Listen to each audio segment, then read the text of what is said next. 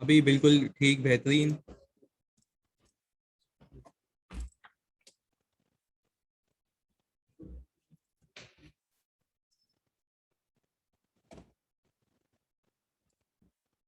वालेकुम सलाम। अच्छा जी यार, लाओ तो जो हमारा जल्दी से।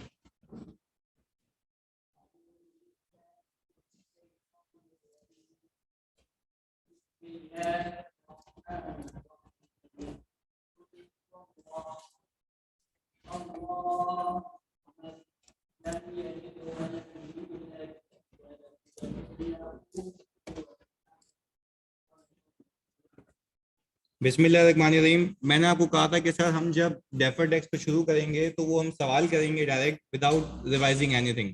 सही है जी। हमने बस इतनी सी चीज बता दूं, अभी बेहतर है मनीष, सिर्फ इतनी सी चीज बता दूं कि जब आपको एग्जामिनर ये कहेगा कि आप डेफर्ड टैक्स एसेट या लायबिलिटी का बैलेंस निकाल के देते हैं, तब आपको कौन सी अप्रोच यूज करनी है? बैलेंस शीट अप्रोच यूज करनी है। दैट मीन्स कि आपको जो यूज करना होगा वो अकाउंटिंग और टैक्स बेस यूज करके एजेड के डिफरेंसेस निकालने होंगे। अच्छा, अगर मैं ये कहता हूं कि मेरे ओपनिंग बैलेंस शीट यूज कर रहा हूं, तो मेरा डेफर्ड टैक्स एसेट या लायबिलिटी का कौन सा बैलेंस आएगा? ओपनिंग आएगा। अगर मैं ये कहता हूं कि भाई मैं जो बैलेंस शीट यूज कर रहा हूं वो क्लोजिंग कर रहा हूं, तो मेरा जो डेफर्ड टैक्स एसेट या लायबिलिटी का बैलेंस आएगा वो कौन सा आएगा? क्लोजिंग आएगा। अच्छा, फिर मैं आपको ये कह सकता हूं कि मैं बैलेंस शीट अप्रोच को यूज करके भी फॉर द ईयर के बैलेंसेस निकाल सकता हूं ओपनिंग क्लोजिंग को कंपेयर करने के बाद। फिर तुम लोगों ने एक चीज सीखी है कि जिस चीज का गेन ओसीआई में जाता है उसका डेफर्ड टैक्स भी ओसीआई से क्रिएट होता है। ये कहाँ होता है? Revaluation surplus. याद आ रहा है? तो भाई अगर आपने किसी पीपीई को फेयर वैल्यू मॉडल पे रखा हुआ है और उसका अगर फॉर द ईयर का सरप्लस आपने बुक किया है तो वो एक अनरियलाइज गेन है। पर हाँ देखो, गेन कहाँ गया है? ओसीआई में। तो उसका डेफर्ड टैक्स भी कहाँ से बुक होगा? ओसीआई से। ये बात याद आ रही है? हमने किया हुआ था। सही है जी।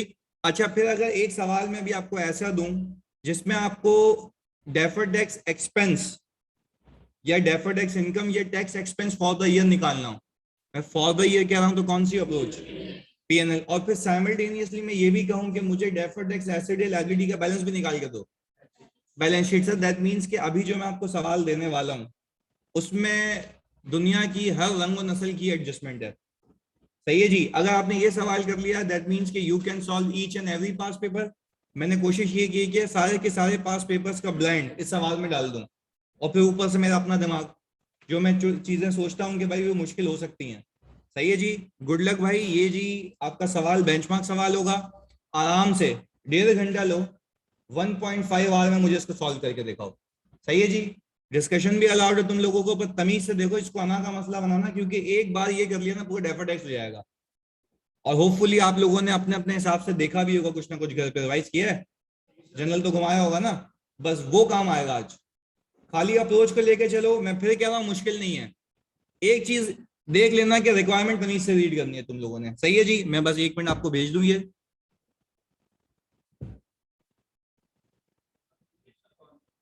2 पेज का सवाल है, इतना मुश्किल नहीं है। देखो, अम्मा तेरे नाम पे बनाया मैंने सवाल ये, ताकि लोग गालियां देते रहो।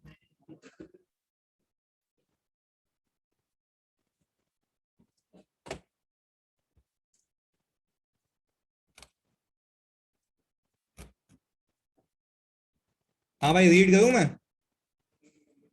हाँ जी, रीड कर लेते हैं भाई, आ जाएं।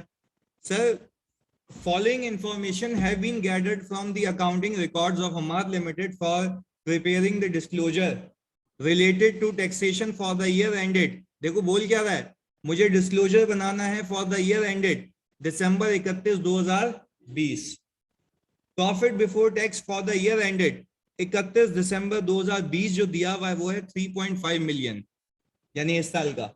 लास्ट ईयर का दिया हुआ है 1.2 मिलियन जी। यहां तक बात समझ आती है? इसके बाद हमार limited policy is to carry PP at its cost. Carrying amount of property, plant and equipment as at December 31 2020 was rupees 4829701। ये क्लोजिंग की बात कर रहा है। तो देखो बराबर में कहता है कि इस साल के शुरू में कितनी थी? 5780। उसके भी पहले कितनी थी? 6.8 मिलियन। चलिए जी, ये कंपैरेटिव फिगर दी हुई है, कोई ना कोई इसका यूज होगा आई थिंक। चलिए जी आगे देखते हैं। फिर बोलता है ड्यूरिंग द ईयर 2020 प्लांट जिसकी कॉस्ट थी 350, जिसको मैंने एक्वायर किया था जुलाई 2017 में, डिस्पोज किया है इस साल मार्च 31 2020 में, कितने पे डिस्पोज किया है? 230 पे। फिर बोलता ये है कि भाई companies property plant and equipment includes building and plant, company depreciate building and plant at the rate of 15 and 5% respectively on reducing balance method. However, tax authorities charge depreciation at the rate of 20% on reducing balance method on all class of assets, यानी उसके लिए कोई bifurcation नहीं है। अच्छा, फिर आगे एक और मसला। During the year, company changed its policy and started to carry PP at its fair value. During the year ended December 31, 2020, company recorded revaluation surplus of rupees 266,500. इतनी सी चीज याद रखना कि पीपी का जो भी डी अकाउंट होगा उसमें डेबिट साइड पे ही आया होगा, सिवाय किसी और कोई एडिशन नहीं होगी सिवाय इसके। चलिए जी आगे। There were no addition or disposal during 2019. Hamad Limited leased an asset from Ayub Limited on July 1, 2019. अच्छा ये सुनना, जुलाई 1 2019 को लीज पे एसेट लिया है at a rental of 282,363 payable in advance for 5 years. Down payment and agreement charges paid by company are rupees 120,000 and 75,000 respectively. Incremental borrowing cost 12% है। Tax authority allow करती है एक्सपेंस पेमेंट बेसिस पे। अच्छा जी, अब जरा focus करना, जुलाई में आपने लीज शुरू की है, आपका ईयर एंड दिसंबर, तो आपको नहीं लगता कि ये ऐसी लीज होगी जिसमें ईयर एंड अलग है और लीज का पीरियड अलग है? हाँ भाई ऑनलाइन वालों ऐसा ही है, तो जरा ख्याल रखना, ऊपर से एडवांस है, एरियर भी नहीं है, तो जरा ये याद रखना जिसने ये किया तो उसका लीज तकरीबन रिवाइज हो ही जाना है। आगे, Hamad limited purchase 30% investment in Farooq limited at a cost of rupees 1.75 million on January 1, 2019. When net assets, मैं अभी भेज रहा हूँ खुदम, बस मैं जरा रीड कर लूँ ये सामने सामने पे भेजता हूँ मैं question. When net assets of Farouk Limited were as follows, share capital और रिटेन अर्निंग दिया हुआ है, सही है। मैंने कोशिश ये की है कि इसमें आपका इन्वेस्टमेंट इन एसोसिएट भी रिवाइज हो जाए along with their tax impacts. During the year 2019 and 20, Farouk Limited earned a profit of rupees 1.2 million and 1.4 million respectively. Farouk Limited declared interim dividend for the year ended December 31, 2020 and of 15%, 2019 में 12% का dividend declared related to 2020 still receivable. Capital gain का tax है 15%, 2021 में 20% हो जाएगा, मुझे पहले से ही पता है, तो अकॉर्डिंगली क्या करना है वो आपका गेम है। टैक्स ऑन डिविडेंड इज 10%, तो ये कैपिटल गेन और डिविडेंड अलग है? यस सर, कैपिटल गेन तो बेचने पे आएगा ना सर, डिविडेंड तो वो जो डिविडेंड रिसीव हो रहा है, अकॉर्डिंगली तुम्हें सोचना है। Company's intention to sell investment and realise capital gain, ये क्यों बता रहा है? क्योंकि मैंने तुम्हें सिखाया था कि जब भी इन्वेस्टमेंट इन एसोसिएट की टैक्सेशन होगी, डेफर्ड टैक्स बुक करोगे जब, क्योंकि तुमने तो शेयर ऑफ प्रॉफिट बुक किया होगा अपने पास, ऐसा है? तुमने तो अपने पास शेयर ऑफ प्रॉफिट बुक किया होगा ना जानी, तो वो शेयर ऑफ प्रॉफिट के ऊपर आएगा डेफर्ड टैक्स, क्योंकि टैक्स वाला तो उसको इनकम नहीं मानता। टैक्स वाला उसको इनकम तब मानेगा जब तुम वाकई में उसको बेचोगे, पर अकाउंटिंग के लिहाज से वो इनकम इस साल की है। फिर स्टैंडर्ड आपको ये कहता है जरा अपनी नीयत सोचो कि क्या आप इस एसोसिएट की इनकम को कमाओगे बेच के या डिविडेंड खा के? इसमें क्या लिखा हुआ है? बेच के। तो आपको जो डेफर्ड टैक्सेशन के लिए रेट यूज करना है, क्या वो बेचने वाला करना है या डिविडेंड वाला? बेचने वाला। तो फिर अकॉर्डिंगली डेफर्ड टैक्स तुम्हें पता है कि किस तरह बुक करना है, सही है जी। इसके बाद हमाद लिमिटेड की policy carry investment in associate at equity accounting tax authorities tax dividend income and capital gain on received basis. अच्छा जी, दैट मींस कि there is a difference between accounting and taxation, और वो भी टेम्पररी डिफरेंस है, क्योंकि जब तुम रिसीव करोगे तब वो टैक्स, पर मैं तुमसे आखिरी बार पूछ रहा हूँ, रिसीव किस मद में करना चाहते हो? डिविडेंड की मद में, बेचने के? बेचने के उसमें, सही है जी। तो टैक्सेशन भी किस पे करोगे? बेचने के उसमें करोगे। आगे जी, rent is allowed for deduction on payment basis. Rent accrued as at December 31 2020 4,19,000 में इतना आ रहा है और 18 में इतना आ रहा है। प्रीपेड इंश्योरेंस का आपको सारा डेटा दिया हुआ है। During the year ended 2018 company incurred research expense amounting to rupees 8 lakh. Tax authorities allowed deduction on 10 year basis. पता है क्या करना है इसका? चलिए जी, reassessment of income tax return filed for the year 2015 revealed following tax by the commissioner. हमारी reassessment हुई है तो पिछले साल के मामला कुछ निकल के आए। Legal expenses of rupees 1,60,000 were claim which were not allowed for tax purposes. तो इसका टैक्स इस साल देना पड़ेगा, पक्की बात है। चलें जी आगे, agricultural income worth rupees 55,000 that was exam from tax. उस साल टैक्स हो गई थी, तो इस साल डिडक्शन नहीं मिलेगी, इस साल टैक्स की सेविंग मिलेगी। जो भी टैक्स पेबल बनेगा उसमें से ही क्या हो जाएगा? माइनस हो जाएगा। बात समझ आती है जी? इसके बाद sum of the deferred tax liability और asset balances were as follows. Property plant and equipment पे डेफर्ड टैक्स लायबिलिटी दी हुई है, ऐसा ही है। और आपको टैक्स लॉसेस भी दिए हुए 37,500 के। इसको जरा नेगेटिव कर लेना बस। पेन नहीं देखे क्या भाई हमारा? ये जो है ना भाई, ये नेगेटिव है, सही, क्योंकि डेफर्ड एक एसेट है। अच्छा जी, फिर बोलता क्या है रिक्वायरमेंट में? इतनी मासूम सी रिक्वायरमेंट है। Prepare a note on taxation for the year ended December 31 2020 and 2019। कितने सालों की टैक्सेशन करनी है? 2 सालों की। Also calculate deferred tax asset या liability balance as at 31 December 2020 and 19। Tax rate 30% except otherwise mention. और वो बोल क्या रहा है? एडवांस में मुझे टैक्स रेट पता नहीं है। तो सर एक सोचने का तरीका है, देखो सबसे पहले आपको कुछ भी करके लास्ट ईयर की वर्किंग करनी पड़ेगी। मानते हो भाई? लास्ट ईयर की वर्किंग करनी पड़ेगी। जब आप लास्ट ईयर की पप्पू वर्किंग करोगे तो आपके पास डेफर्ड टैक्स का बैलेंस आ जाएगा एक। फिर जब आप इस साल की वर्किंग करोगे तो चेंजिंग टैक्स रेट की वजह से भी एक इम्पैक्ट आएगा। याद आ रहा है? ओपनिंग अलग होगा फॉर द ईयर, क्योंकि वो कह रहा है मुझे पहले से ये पता नहीं था। तो जब 2019 की वर्किंग करोगे तो ये बात ध्यान में रखना कि आपको आगे के टैक्स रेट्स पता नहीं है। तो सबसे पहले इस सवाल को, या अगर पेपर में ऐसा सवाल आता है, उसको सॉल्व करने की अप्रोच ये होगी कि पहले करंट ईयर सॉल्व करोगे या प्रायर ईयर। प्रायर ईयर सही होगा तो फिर करंट ईयर के टैक्स के इम्पैक्ट सही आएंगे। आपका समय शुरू होता है सर, आप जल्दी से करके दिखा दें, मैं बस भेज रहा हूँ आप लोगों को ये।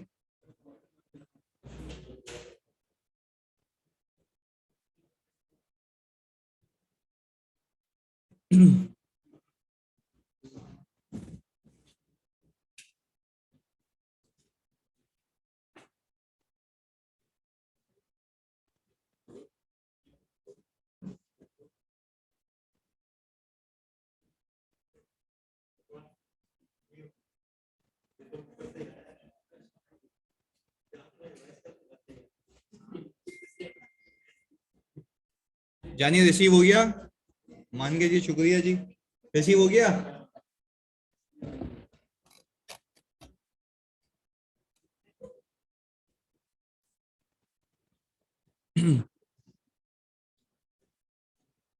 अच्छा भाई, अपने आप से जानी, अगर अपने आप से ऑनेस्ट हो तो पूरे दिल से सवाल को करना, जैसे तैसे भी आखिर तक पहुंचाना। और फिर जब रिवाइज करना हो तो इसी सवाल को देख लेना, सब रिवाइज हो जाएगा। इसमें पीएनएल बैलेंस शीट दोनों चीजें हैं, सारी एडजस्टमेंट है तकरीबन।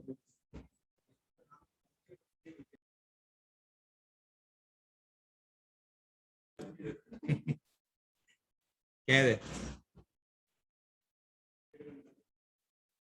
1.5 आवर।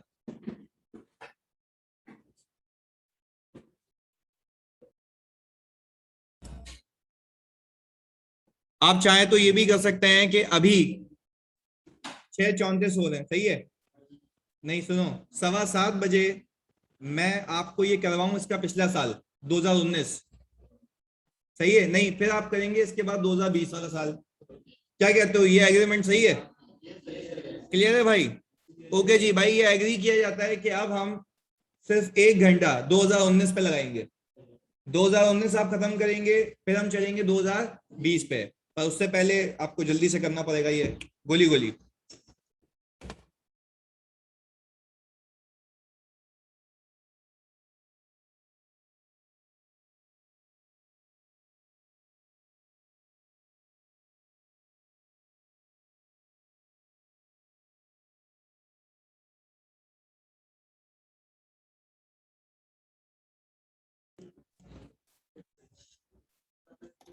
या तुम पीपी की टैक्स बेस आराम से निकाल सकते हो वर्क बैक करके। चीता हो गया था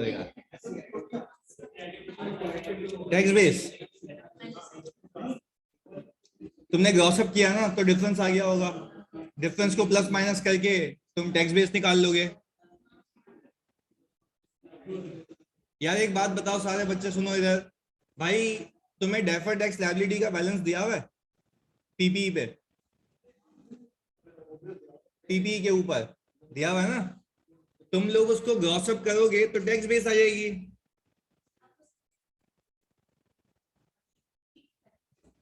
तुम लोगों ने डेफर्ड टैक्स पे भी परसेंटेज चिपका दी है। अल्लाह को मानो यार, समझ आए। देखो ये जो 3 लाख रुपए दिया हुआ है ना 2018 का, 2018 में 3 लाख रिप्रेजेंट पता है क्या कर रहे हैं, कि ये अकाउंटिंग और टैक्स बेस के डिफरेंस का कोई ना कोई परसेंटेज है। इसको आप ग्रॉस अप करोगे ना तो वो डिफरेंस आ जाएगा, और फिर अकाउंटिंग कैरिंग अमाउंट में से माइनस करोगे तो टैक्स बेस आएगी 2018 का क्लोजिंग, यानी 19 का ओपनिंग। और फिर तुम इस साल की क्लोजिंग टैक्स बेस भी निकाल सकते हो, कैसे, 3/25 को ग्रॉस अप करके। समझे कि नहीं। अच्छा मुझे एक बात बताओ सब बच्चे इधर, भाई फॉर एग्जाम्पल एक 100 रुपीज के एसेट परचेज किया, सही है, मैंने एक डेप्रिसिएशन बुक किया 30 का अकाउंटिंग में, सही है, और बल्कि 30 नहीं 20 का, कैरिंग अमाउंट कितनी हो गई 80। अच्छा टैक्स में मैंने डेप्रिसिएशन बुक किया 40 का, कैरिंग अमाउंट कितनी 60। अच्छा फिर हम देखते हैं ना जहां जितना एसेट कम वहां उतना एक्सपेंस ज्यादा।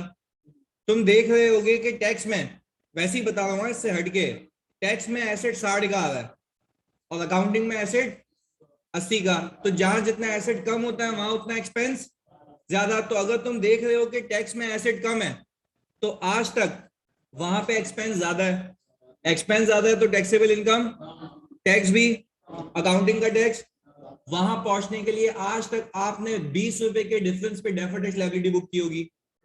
तो 20 का 30% कितना आता है 6, 2 3 6, ऐसा ही है। मैंने आपको वो 6 दिया हुआ है सवाल में, और 6 को ग्रॉस अप करें तो 20 आ जाएगा। समझ आ रही है बात। अकाउंटिंग कैरिंग अमाउंट आपके पास है 80 की, उसमें से 20 माइनस करें तो टैक्स बेस आएगी कितने की 60 की। ऐसे वर्क बैक करना है आपको, समझे हमारे यू। फिर हुआ नवीद।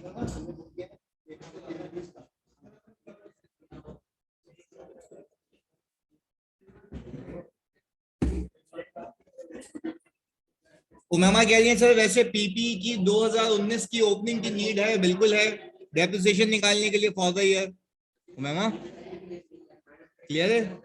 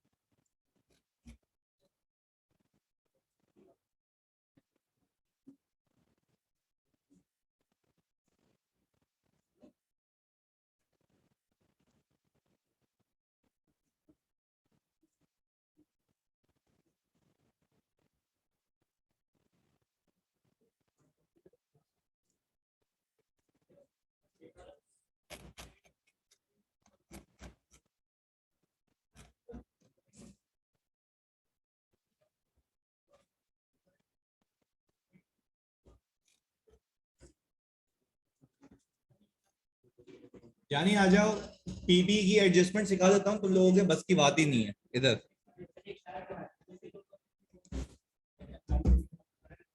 आगे कर रहे हो बाकी?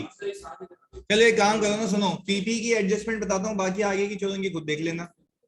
करा दूं पीपी? पीपी बता देता हूँ बस, चलें जी। बस यार, नवीद उसको खाली बोल ले भाई, जब लैपटॉप लेके गया तो पेन भी दे दे।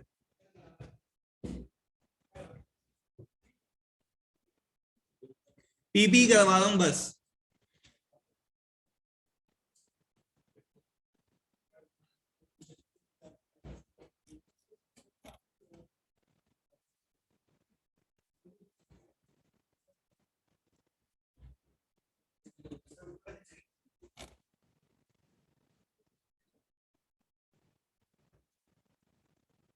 बहुत लंबी कैलकुलेशन है।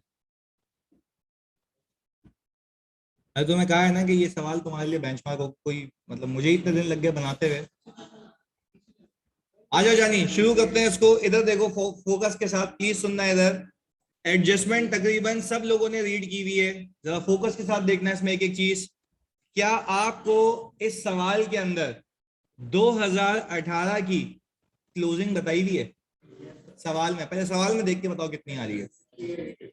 6.8 मिलियन ये गिवन है भाई, ये सवाल में गिवन है।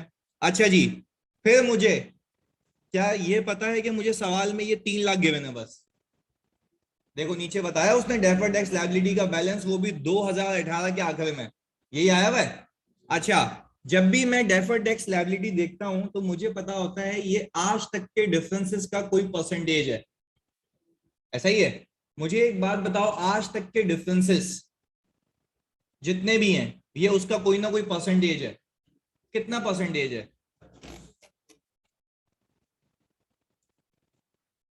25%। अच्छा, आप सिर्फ मुझे एक चीज बताएं, प्लीज फोकस के साथ। सर क्या ये 3 लाख रुपए 25% को रिप्रेजेंट कर रहा है? इसको आप करें ग्रॉस अप, कितना 1.2 मिलियन आ गया?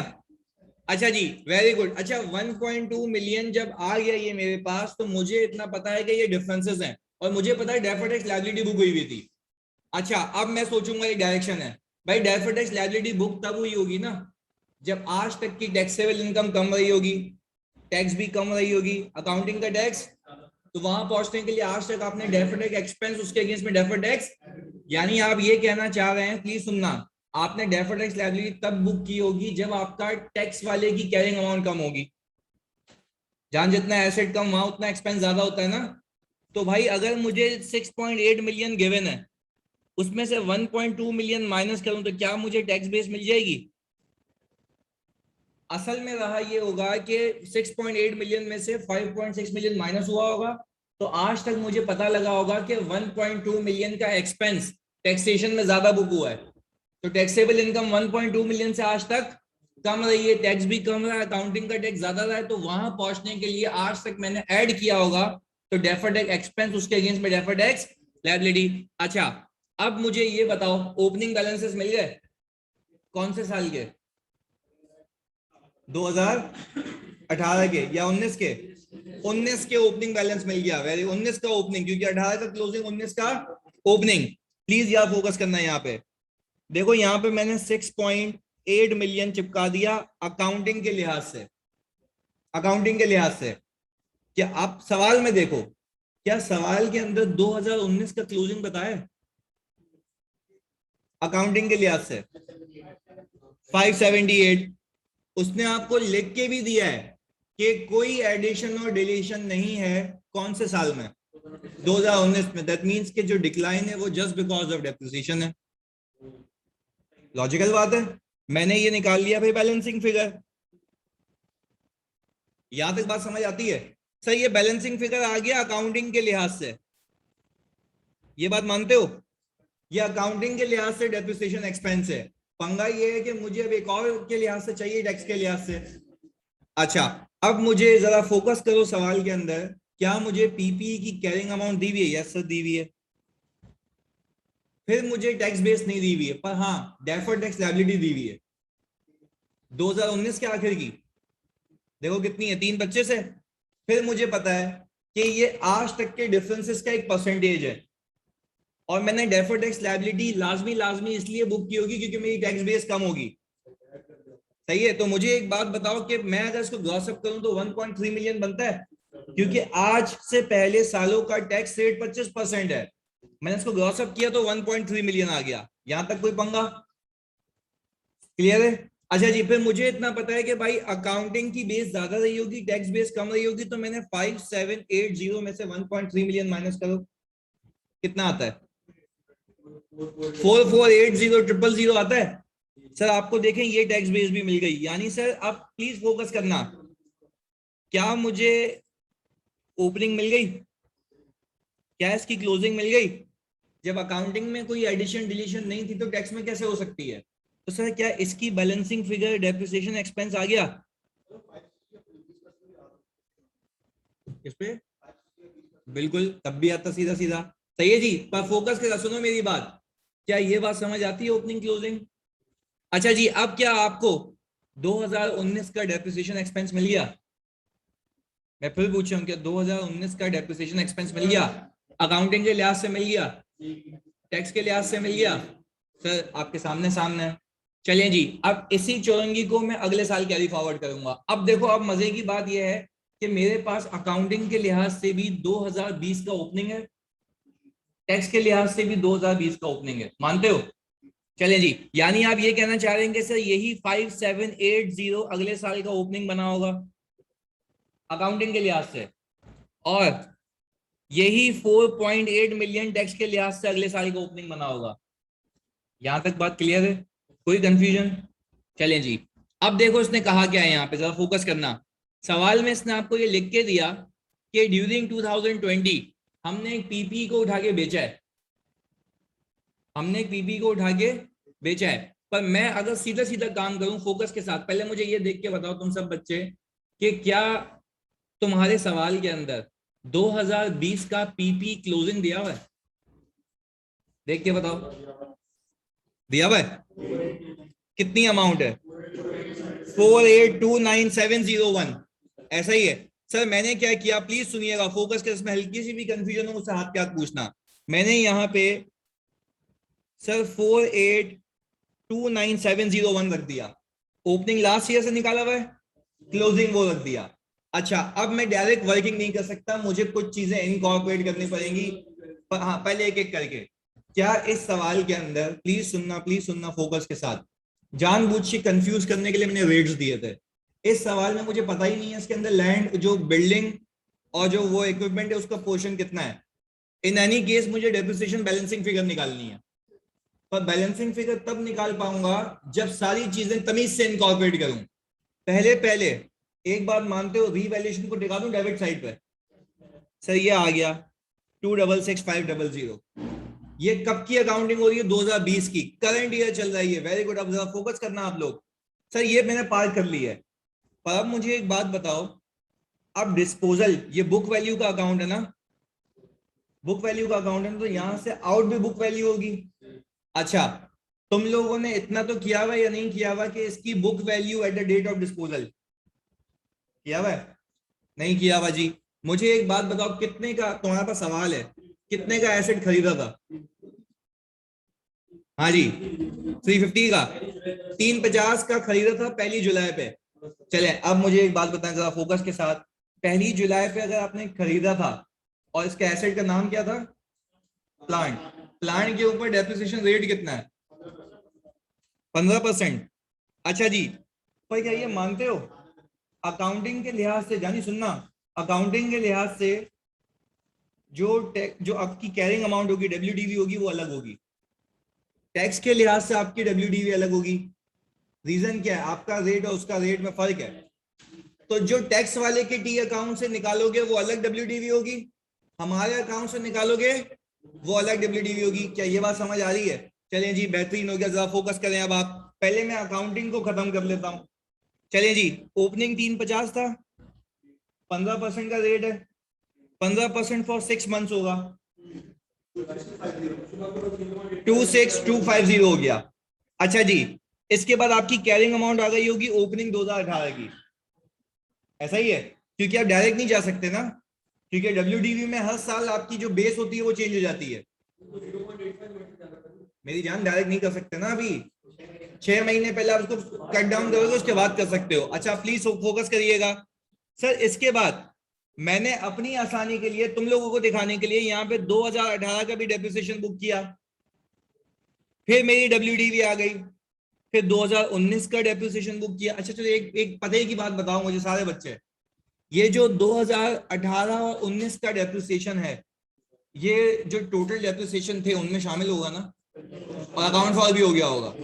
हम तो खाली यहाँ पे डब्ल्यूडीवी निकालने के लिए वर्किंग कर रहे हैं, ऐसा ही है, पर ये उनमें शामिल होगा, उसकी मुझे टेंशन नहीं लेनी है। इसके बाद सर फिर इस साल क्या पूरा साल डेप्रिशिएट करूंगा, 3 महीने, 3 महीने, तो सर 3 महीने का 8771.6 बनता है, ऐसा ही है। चलिए जी प्लीज फोकस करिएगा, मैंने डब्ल्यूडीवी निकाल ली at the date of disposal.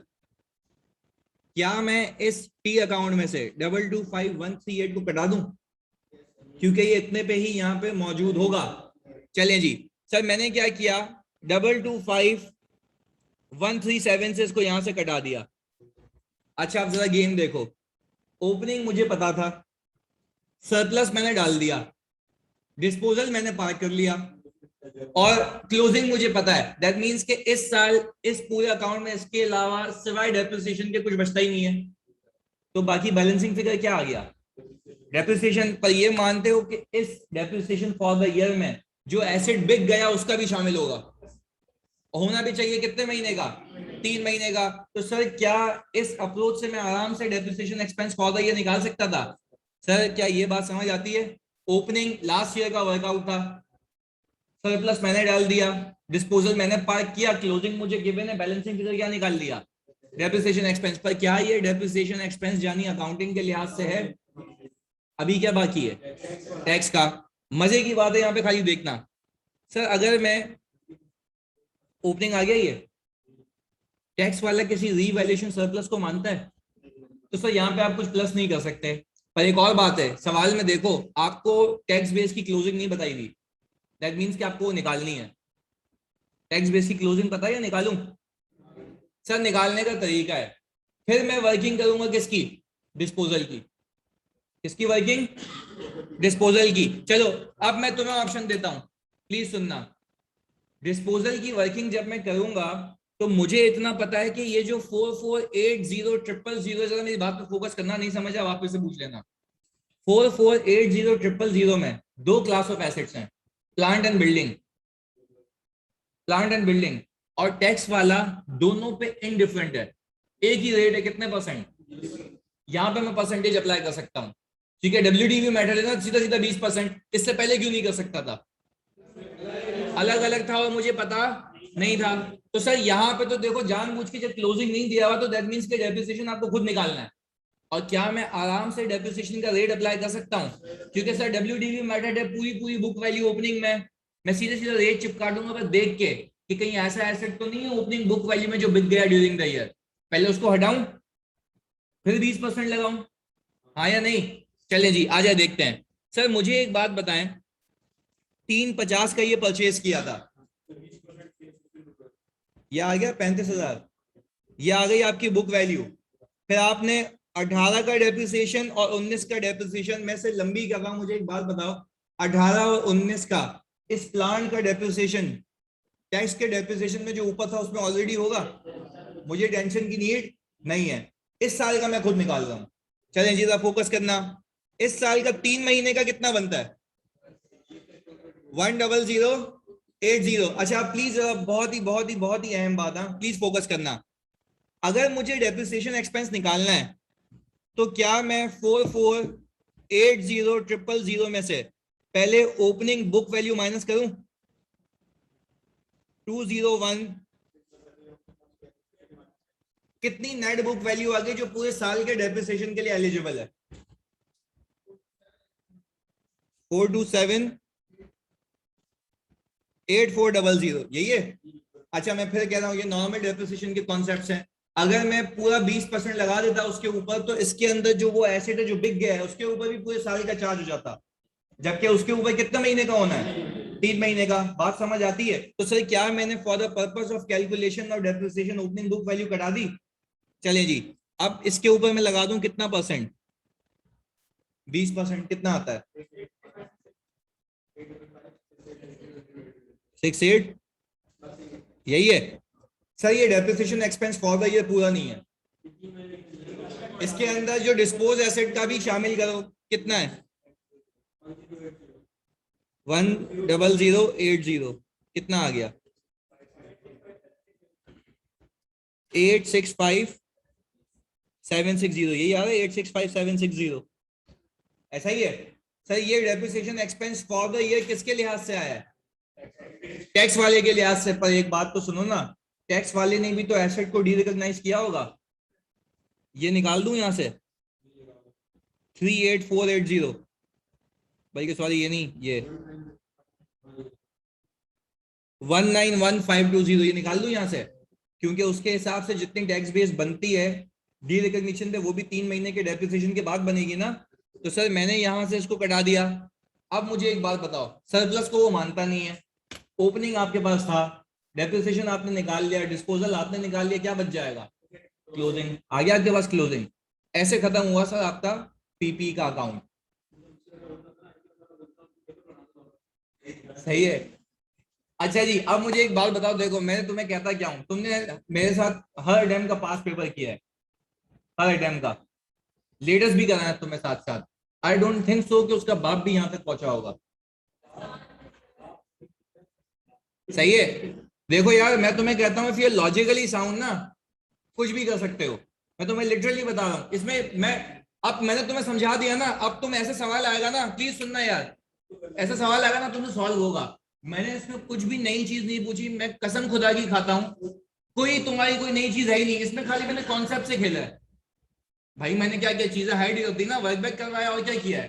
Cash में डेफर्ड टैक्सेशन के इम्पैक्ट्स वही हैं जो पहले सीखे हैं। पर क्या अब ऐसी चीज हैंडल हो जाएगी यानी? पक्की बात है। मुझे पता है थोड़ी सी डीमोटिवेशन हुई होगी, पर मेरा फर्ज बनता है। देखो यार मेरे लिए बड़ा आसान है, मैं छुट्टी देता ना, मैं बोलता पास पेपर करा दिए मेरा काम खत्म। पर जब तक एग्जाम में अगर एक मुश्किल पेपर आ गया ना, तो वो तुम तभी हैंडल कर पाओगे जब तुमने ऐसी चीजें देखी भी होंगी। एटलीस्ट दिमाग तो चलेगा, तुमने कोशिश तो की होगी कि यार नहीं मैंने कुछ मुश्किल चीजें देखी नहीं है। मैं तभी शुरू से आके था एक ही चीज कहता हूँ, भाई पास पेपर बेंचमार्क नहीं होते हैं। आजकल के टीचर्स ने बस नॉर्म बनाया हुआ है कि भाई पास पेपर कराएगा तो एक अच्छा टीचर है, वरना अच्छा टीचर नहीं है। अच्छा टीचर वो जो तुम्हें कॉन्सेप्ट मेकिंग पे लेके जाए। मैं अगर शुरू से इस पे होता ना, मैंने तुम्हें जब बैच शुरू हुआ था याद करो पहली चीज सिखाई थी, मैंने कहा था मैं पास पेपर से इसलिए कराऊंगा तुम लोगों की तसल्ली के लिए, बाकी मैं कभी इस पेपर में था ही नहीं। वरना मैं शुरू से ऐसे सवाल कराता तुम लोगों को और तुम्हें लग पता जाता। पर खैर देर है सवेर है, हमने किया ना ऐसा सवाल, मैंने सारी कोशिश की है कि सब इसमें डाल दूं। अब इसके आगे हो सकता है सवाल? चलें जी, योर टाइम स्टार्ट्स नाउ, जल्दी करके दिखाओ।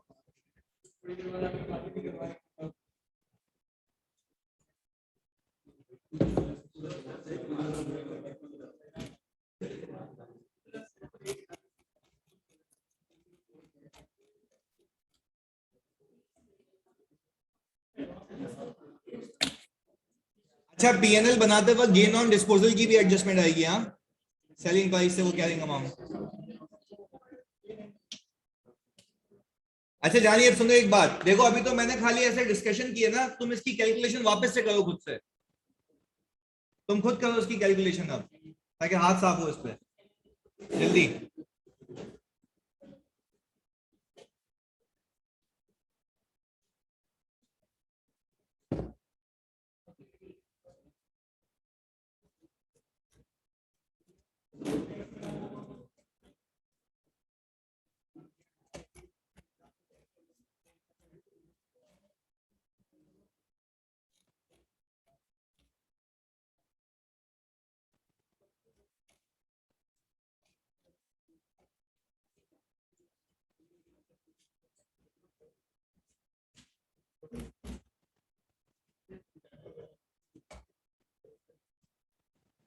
बिल्कुल 2020 में हुई है।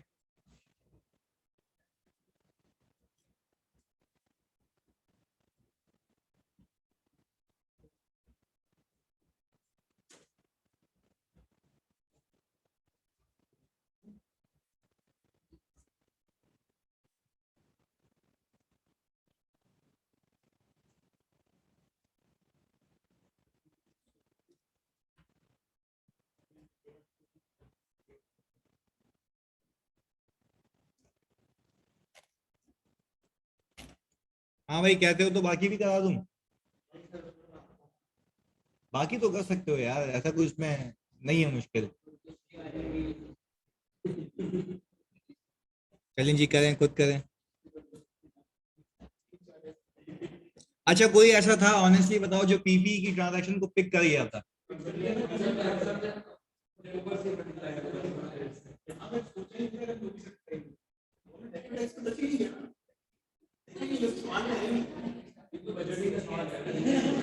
बजटिंग का आया सीधा।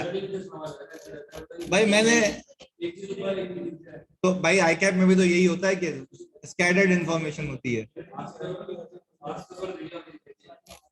बस यार अगली बार अप्लाई करेंगे एग्जामिनर के लिए।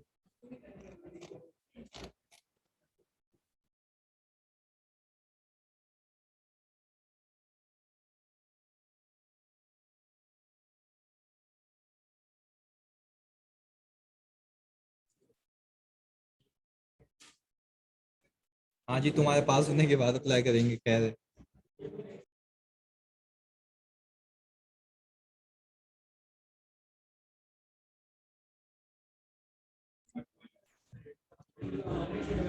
हाँ जानी, ये बताओ, पास पेपर होते थे ना मस्त एकदम 80-80%, वो आंसर आ रहे होते थे।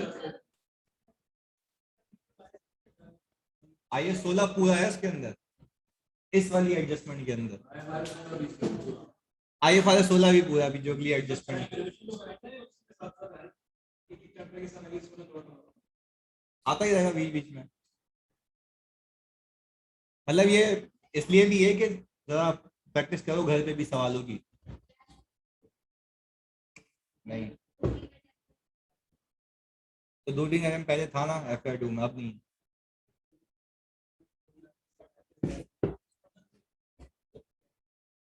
अभी आपने जितने भी पास पेपर है ना सब किए हैं क्लास में।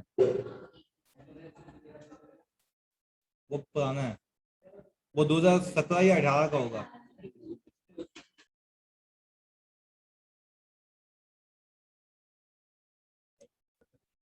यार पहले एक फेवर करो, पीपी की एडजस्टमेंट खुद करके दिखाओ मुझे, फिर हम सोल्यूशन से मैच करेंगे जल्दी से। पीपी की एडजस्टमेंट लीज चल रही, पीपी हो गया? नहीं समझा तो दिया, पर मतलब अब जब मैं सॉल्व करूंगा तो तुम्हारे पास बेंचमार्क चीजें तो हों जिससे तुम मैच करोगे। भाई 10 मिनट है तुम्हारे पास पीपी की एडजस्टमेंट को किल करने के लिए, फौरन से करके दिखाओ बैलेंसेस, ताकि खुद गिर पड़े तुम्हारी।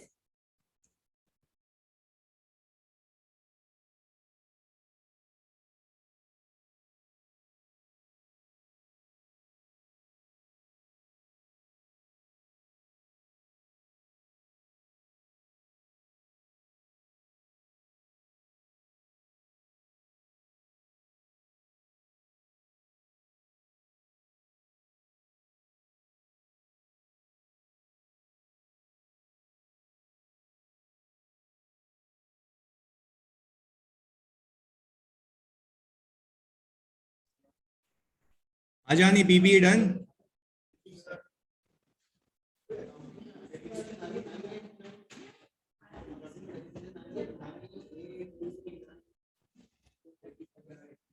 हाँ भाई, लीज की एडजस्टमेंट की।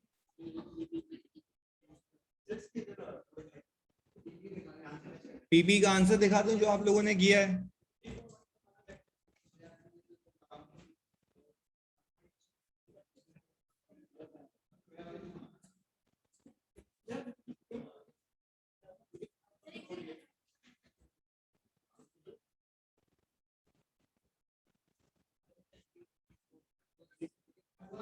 दो हजार बीस।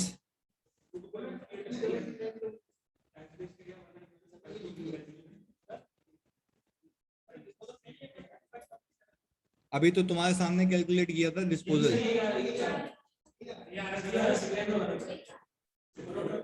भंगी। बिल्कुल, रिकॉन को बोलते हैं।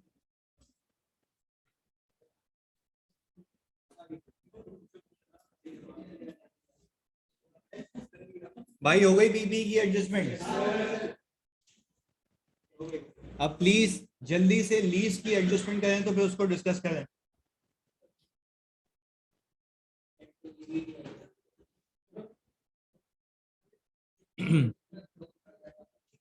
हाँ भाई, लीज की पहले खुद कर रहे हैं या मैं कर रहा हूँ? ये खुद कर लेते हैं, चलें।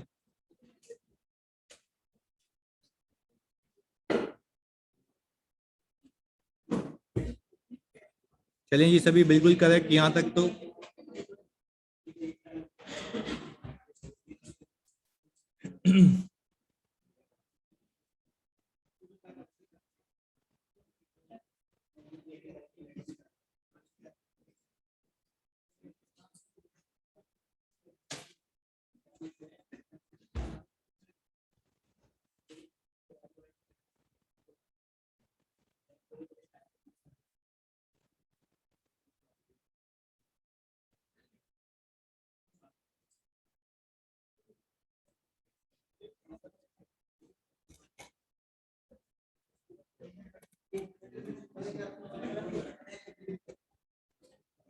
नवीन, ये मैच हुई पीपी की वर्किंग।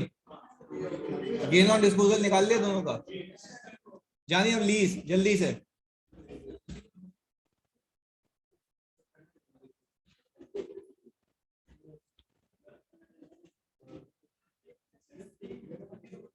क्या? नहीं तो लीज की पूरी शेड्यूल बनाओगे ना कि अकाउंटिंग का एक्सपेंस, टैक्स का एक्सपेंस।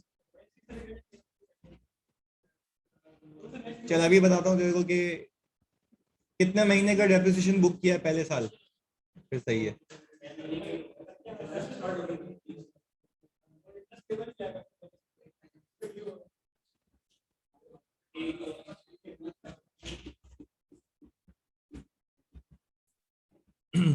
आगे का जब लीज हो गया तो आगे चलो।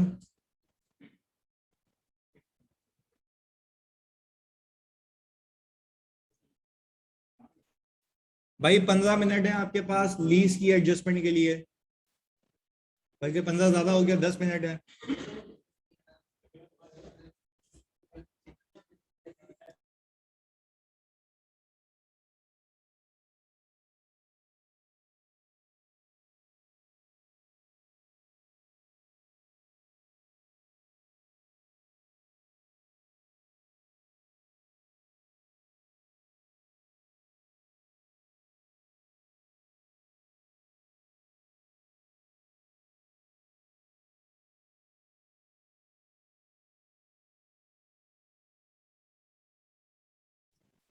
आजा भाई, लीज की एडजस्टमेंट देख लेते हैं। जानी जल्दी आ जाओ, इधर देख लो। अच्छा भाई, एक एक करके बताते रहना कि क्या तुम लोगों ने सही किया या नहीं किया। सर रेंटल दिया हुआ ये, आपने प्रेजेंट वैल्यू लिए कितने, 5 सालों पे? 11400000 आ गई। पक्की बात है। चलें जी, इधर प्लीज। और कोई ऐसा तो नहीं है जिसने वो रेंटल का फैक्टर नहीं लगाया, क्योंकि 1 पॉइंट उससे भी मल्टीप्लाई होता है, सही है। चलें जी, इसके बाद प्लीज यार सुनना। मुझे एक बात बताओ, डे 1 पे बाबू बातें नहीं, आपने present value of rental, down payment और आईडीसी ऐड की होगी तो right of use of asset बन गया होगा। ऐसा ही है, आपने पहली एंट्री ये बनाई होगी, R O U A debit.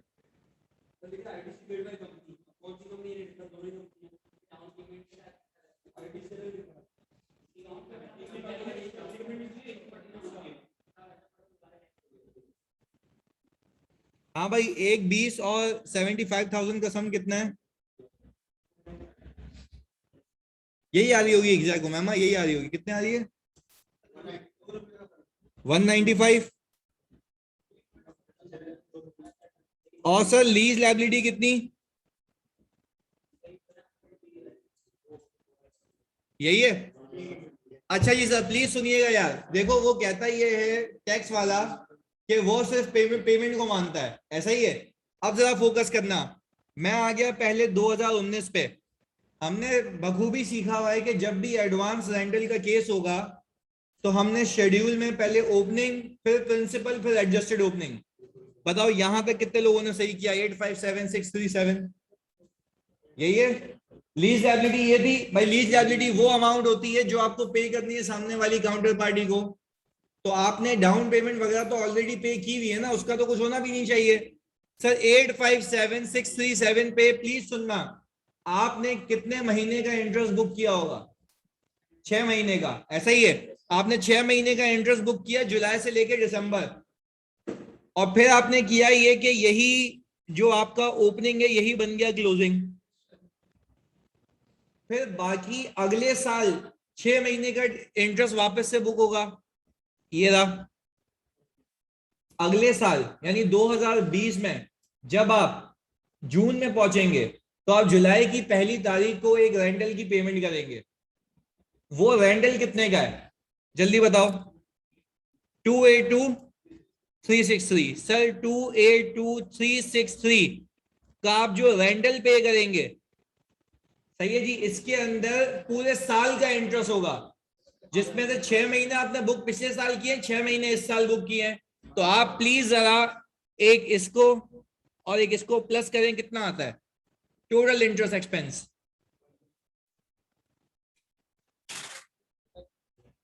102,916। तो आप ये कह रहे हैं कि भाई ये जो आपने इंटरेस्ट बुक किया है 2 सालों में मैचिंग कॉन्सेप्ट के हिसाब से, what ever the cases rental के अंदर, तो टोटल इंटरेस्ट होगा ना? कितने प्रिंसिपल की पेमेंट हुई होगी? 447, ऐसा ही है भाई। देखें आपने ये वाली पेमेंट आ गई आपकी प्रिंसिपल की, आपका एडजस्टेड ओपनिंग ये बच गया। आप क्या फिर जुलाई से लेकर दिसंबर तक 6 महीने का इंटरेस्ट पे बुक करेंगे? सर ये आ गया 6 महीने का इंटरेस्ट, तो इसके बाकी 6 महीने कहाँ जाएंगे? अगले साल जाएंगे। भाई बात समझ आती है जी? हाँ जी, कोई सवाल यहां तक? चलें अब प्लीज देखें इधर फोकस के साथ। हाँ, मेरे पास पूरा शेड्यूल मौजूद है। अब मैं देखूंगा कि अकाउंटिंग के लिहाज से और टैक्स के लिहाज से क्या क्या चीजें हैं, मैं शेड्यूल से ही चीजें उठाऊंगा। प्लीज सुनना इधर। अकाउंटिंग के लिहाज से जो मेरा एक्सपेंस है पहले साल का, वो मेरे ख्याल से सिर्फ इंटरेस्ट एक्सपेंस और डेप्रिसिएशन एक्सपेंस है। इंटरेस्ट एक्सपेंस वो भी कितने महीने का? 6 महीने का, दैट इज 51458। मैंने यहां चिपका दिया 51458, और मैंने डेप्रिसिएशन एक्सपेंस निकाल लिया 6 महीने का। सर वो ये आ गया, कुल मिला के अकाउंटिंग एक्सपेंस आ गया 184,958। क्या लीज के रिलेटेड यही एप्लीकेबल है ना? अच्छा टैक्स वाला कहता है मैं सिर्फ पेमेंट्स को मानता हूं। अब एक एक करके सुनो। इस साल 2019 में क्या तुम लोगों ने कोई रेंटल की पेमेंट की है? एडवांस में की हो वो भी? तो सर आएगी तो इसी साल में ना। तो सर क्या मैं सबसे पहले रेंटल दिखा दूं? आपने कोई डाउन पेमेंट पे की है? सर ये दिखा दे। और आईडीसी, मतलब कि आपने ये सारी चीजें कैपिटलाइज की हैं कहां पे? अकाउंटिंग में। तो भाई यही तो टाइमिंग डिफरेंस है। आप इसको डेप्रिशिएट करेंगे आहिस्ता आहिस्ता, ये डिफरेंस एडजस्ट होकर आखिर में क्या हो जाएगा? जीरो हो जाएगा। बात समझ आती है? अच्छा जी, आपके पास अगर मैं टोटल टैक्स का एक्सपेंस देखूं तो आता है 477,363। अकाउंटिंग का एक्सपेंस कितना है? 184। चले अब मैं आपसे पूछता हूं कि आपका अकाउंटिंग में कितना बुक हुआ हुआ? 184। तो जो ऊपर प्रॉफिट बिफोर टैक्स है 2019 का, क्या उसके अंदर से 184,958 माइनस हुआ है? होना चाहिए 477। टैक्स वाला और माइनस कराएगा, साथ साथ बोलो टैक्सेबल इनकम, टैक्स भी, अकाउंटिंग का टैक्स पहुंचने के लिए ऐड, तो डेफर्ड टैक्स एक्सपेंस, उसके अगेंस्ट में डेफर्ड टैक्स लायबिलिटी, सिर्फ इस डिफरेंस पे। अगला साल देख लेते हैं, प्लीज फोकस करना, क्योंकि 2020 भी आपकी चुरंगी में आ रहा है। 2020 में पूरे साल का डेप्रिसिएशन एक्सपेंस आएगा कितना आ रहा है 267,000। अब मैं जो इंटरेस्ट बुक करूं, क्या वो ये दोनों बुक करूं, क्योंकि अगले साल में ये फॉल कर रहे हैं, ऐसा ही है। इन दोनों का सम देखो, क्या ये बनता है 92149, चेक कर लो एक बार। 40691 और 51458, यही बनता है जी। आपने डेप्रिसिएशन और इंटरेस्ट एक्सपेंस को ऐड किया तो आपका अकाउंटिंग एक्सपेंस आ गया 359150। टैक्स वाला कहता है मैं सिर्फ एक ही चीज मानूंगा, पेमेंट। अच्छा जी, क्या आपने अगले साल कोई डाउन पेमेंट की है, कोई आईडीसी है, सिर्फ रेंटल? सर सिर्फ रेंटल आ गया तो ये आ गया टोटल एक्सपेंस। अब आपके अकाउंटिंग के प्रॉफिट बिफोर टैक्स में से 359 माइनस हुआ है, होना चाहिए सिर्फ रेंटल। क्या आप टैक्स वाला एड बैक करवाएगा? तो इससे टैक्सेबल इनकम, टैक्स भी, अकाउंटिंग का टैक्स पहुंचने के लिए लेस, तो डेफर्ड टैक्स इनकम, उसके अगेंस्ट में डेफर्ड टैक्स एसेट। क्लियर है जी, लीज खत्म हो गया यहाँ पे। इसके बाद कौन सा है भाई, एसोसिएट। जल्दी से इक्विटी अकाउंटिंग के हिसाब से देखो जी। 2020 में तो मैंने टैक्सेशन कहाँ सिखाई है, मैंने तो एडजस्टमेंट सिखाई है। हाँ, नमाज का ब्रेक ले लो भले, हम मिलते हैं कोई 8:10 पे। सही है जी, जल्दी से आ जाओ, फिर मैं ही करा दूंगा, तुम्हारे बस की बात ही नहीं है ये।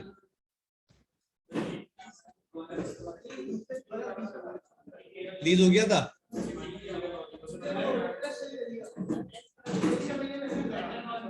हाँ, टैक्स वाला कहता है मैं सिर्फ रेंटल मानूंगा ना, वो भी पेमेंट्स है ना, पेमेंट्स मानता है ना वो तो। सही है, चलिए जी भाई 8 वेरी गुड जी, बस 8:10 पे मिलते हैं। सही है जी, नमाज ब्रेक।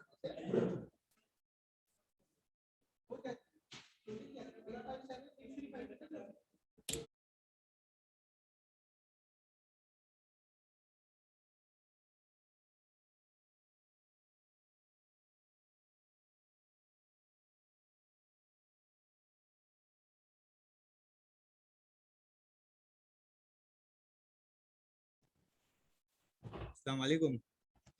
चलिए जी शुरू कर लें, खत्म करें जो कहानी शुरू की है। आ जाओ जी एक एक करके जरा फोकस के साथ। ऑनलाइन वालों प्लीज आप कंफर्म कर लें। ओके जी, अच्छा है जानी, फोकस करना आप जरा, हम इस सवाल को किल करते हैं। अच्छा एक एक करके वर्किंग कर लेता हूं, सबसे पहले किसकी, 2019 की। सही है, प्लीज फोकस करना, हम लास्ट ईयर की वर्किंग करेंगे पीएनएल अप्रोच से। सेट है, अच्छा जी प्लीज जरा तो देखिएगा।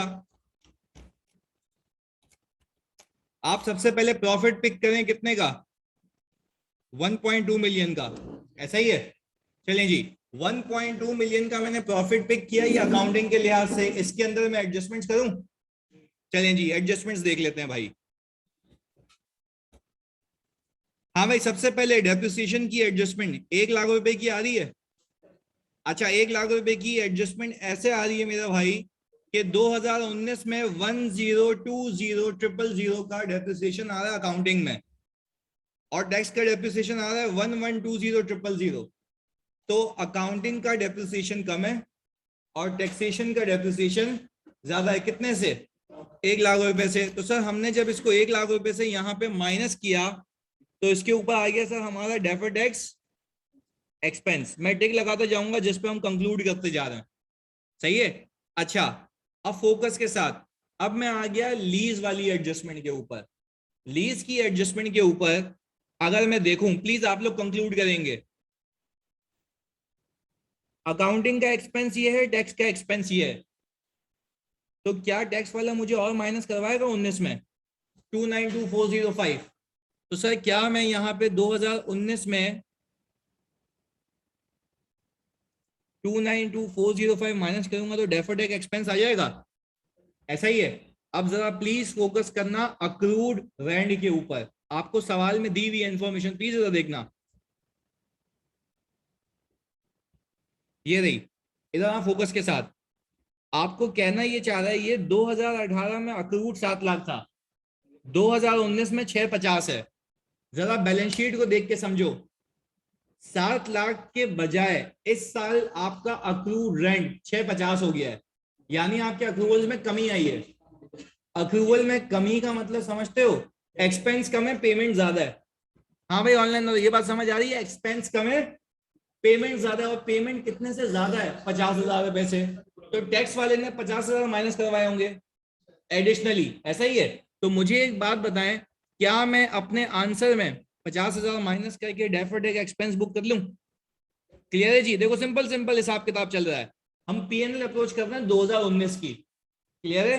अच्छा जी आगे लेके चलते हैं इसको।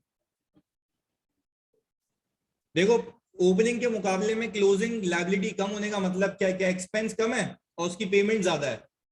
तो ओपनिंग के मुकाबले में एक्सपेंस बुक हुआ, जितना भी बुक हुआ उसके हिसाब से पेमेंट ज्यादा हुई है, तो फॉर द ईयर में 50,000 रुपए से ज्यादा बुक हुआ होगा पेमेंट। सही है? सही है ना? मतलब हम यूं कह सकते हैं ना कि भाई एक्सपेंस जितना भी हो, टैक्स वाले हाँ वो तो हुआ ही हुआ, उसके साथ साथ 50 और भी हो गया। बिल्कुल जी, तो वही एडजस्टमेंट यहाँ पे आ गई है। अच्छा जी इसके बाद मैं आता हूँ प्रीपेड इंश्योरेंस पे, इसका आप लोग बताएंगे मुझे। सर प्रीपेड पे आ गया हूँ। प्रीपेड को अगर मैं देखूं, तो अगर मैं 19 की वर्किंग करना चाहता हूं तो 18 और 19 को देख लूं। अच्छा आपके सामने आपको प्रीपेड इंक्रीज होता हुआ दिखता है डिक्रीज? इंक्रीज होता हुआ। चलिए जी, प्रीपेड के इनके सुनना मेरी बात, आपका प्रीपेड इंक्रीज कब होता है जरा लॉजिक लगाओ, जब पेमेंट हो ज्यादा एक्सपेंस हो कम। ऐसा ही है भाई, प्रीपेड में इंक्रीज क्या होता है कि पेमेंट हो ज्यादा एक्सपेंस हो कम। तो सर यानी आप ये कहना चाह रहे हैं कि फॉर द ईयर की पेमेंट हुई है ज्यादा तो ज्यादा प्रीपेड में कन्वर्ट हुआ है और एक्सपेंस हुआ है कम। तो अच्छा, तो यानी आप ये कहना चाह रहे हैं सर 1,25 से 3,50 का डिफरेंस ये शो कर रहा है कि टैक्स वाला के हिसाब से पेमेंट हुई है ज्यादा और एक्सपेंस हुआ है कम, तो टैक्स वाला क्या और लेस करवाएगा? 2,25 पक्की बात है। चलिए सर, तो क्या मैं यहाँ पे देखूं कि 2,25 माइनस हुआ वैसा हुआ हुआ है? क्लियर है जी? अच्छा भाई ये रट्टा तो नहीं लगा देना, समझ आ रही है ना बात, कि भाई प्रीपेड के इंक्रीज का मतलब ये है कि पेमेंट हुई है ज्यादा एक्सपेंस हुआ है कम, तो पीएनएल में एक्सपेंस कम है, टैक्स वाला कहता है पेमेंट हुई है ज्यादा तो और माइनस करवा दो। क्लियर है जी? चलिए जी ये भी माइनस हो गया। अब मैं आ गया रिसर्च के अमाउंट पे, जरा फोकस करना मेरी बात पे। तुमने रिसर्च जो पेमेंट की थी अकाउंटिंग में एक्सपेंस आउट कर दी होगी एक ही दफा में, वो हुई होगी कब? 2017 में। ऐसा है? देख लो आप, आपके सामने है भाई, सवाल में दिया हुआ है कि 2018 में किया था, पर हम कर रहे हैं 19 में बैठे हुए हैं, तो ये अकाउंटिंग के लिहाज से एक्सपेंस कब का है? 18 का है। सही है जी? इस साल तो अकाउंटिंग में कोई एक्सपेंस ही नहीं होगा, पर टैक्स वाला इसको अमोर्टाइज करवा रहा है कितने सालों पे? 10 सालों पे। तो क्या इस साल वो 80 फिर माइनस करवाएगा? चलें जी, अगर वो माइनस करवाएगा मुझे 80,000 रुपये, ये आ गया। क्लियर है? अच्छा जी अब जरा एक बड़ी अहम और इंटरेस्टिंग बात मैं आपसे यहाँ पे करूंगा, जरा सुनना इधर, यानी फोकस करना। मैंने एक टैक्सेबल इनकम निकाल ली 452,595, 452,595। सही है जी? प्लीज सुनना, मैंने ये इनकम निकाल ली। फिर किसी मतलब किसी बच्चे ने पिक किया हो या नहीं किया हो, मेरे पास आ रहा है टैक्स लॉसेस का डेफर्ड टैक्स एसेट। मैंने तुम लोगों को एक चीज सिखाई है कि डेफर्ड जो आपके लॉसेस होते हैं, कौन से लॉसेस? टैक्स लॉसेस, उसके ऊपर डेफर्ड टैक्स एसेट बुक होता है। मैंने आपको उस पर डेफर्ड टैक्स एसेट दिया हुआ है, यानी आप ये कह सकते हैं कि अकाउंटिंग में उन डेफर्ड टैक्स जो टैक्स के लॉसेस है उसके ऊपर डेफर्ड टैक्स एसेट बुक हो चुका होगा और वो 18 में बुक हुआ हुआ है। तो क्या मेरे पास इसका बैलेंस पड़ा हुआ है ओपनिंग? इसको मैं तब यूज कर सकता हूं जब टैक्सेबल इनकम हो।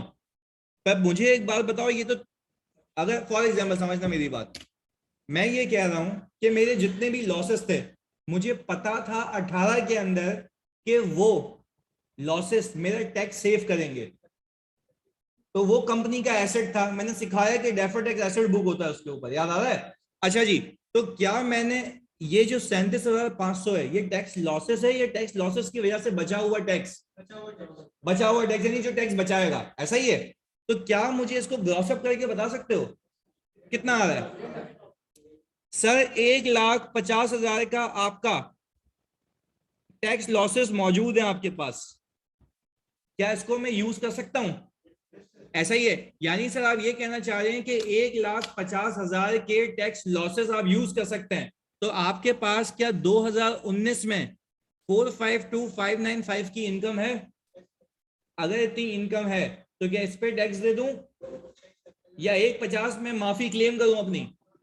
तो सर मैंने 1,50 माफी क्लेम की। अच्छा अब तुम खुद लॉजिक लगाओ, इसके ऊपर डेफर्ड टैक्स एक्सपेंस बुक करूंगा, वो खुद ही रिवर्स होकर जीरो हो जाएगा। बात समझ आ रही है? चलिए जी, फिर मेरी नेट टैक्सेबल इनकम आ गई 302,595, 302,595। अच्छा किधर कह रहे हैं सर टैक्स लॉस से पहले शेयर ऑफ प्रॉफिट की एडजस्टमेंट पार्क नहीं करें? सुनना मेरी बात, किधर ने मुझे कहा कि सर टैक्स लॉस से पहले, ये सर अच्छा सवाल है, सर सुनना सब, हम एसोसिएट की एडजस्टमेंट पार्क नहीं करें। मैंने क्यों नहीं की जरा सुनो। पहले आप मेरा बच्चा निकालते हो टैक्सेबल इनकम, अगर आपने टैक्सेबल इनकम निकालने से पहले ही वो एडजस्टमेंट्स कर ली तो आपको सही टैक्सेबल इनकम पता ही नहीं लगेगी। नहीं यही बात समझ भाई, मैं कह रहा हूं टोटल इनकम है, टोटल इनकम में कुछ इनकम्स ऐसी हैं जो डिफरेंट टैक्स रेट पे टैक्स होनी है, आप तो उसको माइनस इसलिए करवाते हो ना कि उसके ऊपर टैक्सेशन डिफरेंट रेट पे हो रही है। पर अगर आपको टैक्स लॉस की एडजस्टमेंट चाहिए तो आपको पहले कौन सी इनकम चाहिए? Total taxable income. क्या बात समझ आ रही है? तो मैंने क्या किया, टोटल टैक्सेबल इनकम रखी है और फिर उसमें से लॉस क्लेम किया है। अब जो मेरी इनकम बच गई, अब मैं इसके ऊपर करूंगा टैक्सेशन, यानी जो डिफरेंट स्लैब रेट्स की है। बात समझ आई किधर ये वाली? जल्दी बताओ किधर का, मैं वापस से सवाल बता देता हूं।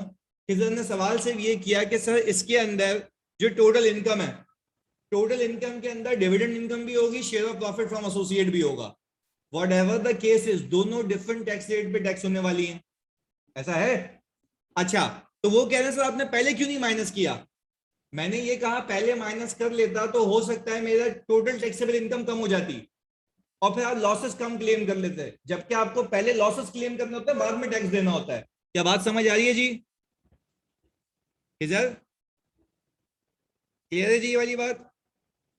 ओके, आगे लेके चलते हैं इसको। अब मुझे एक बात बताओ, प्लीज सुनना, अब मैं करूंगा एसोसिएट की वर्किंग। अब जरा फोकस होकर देखें यहां पे,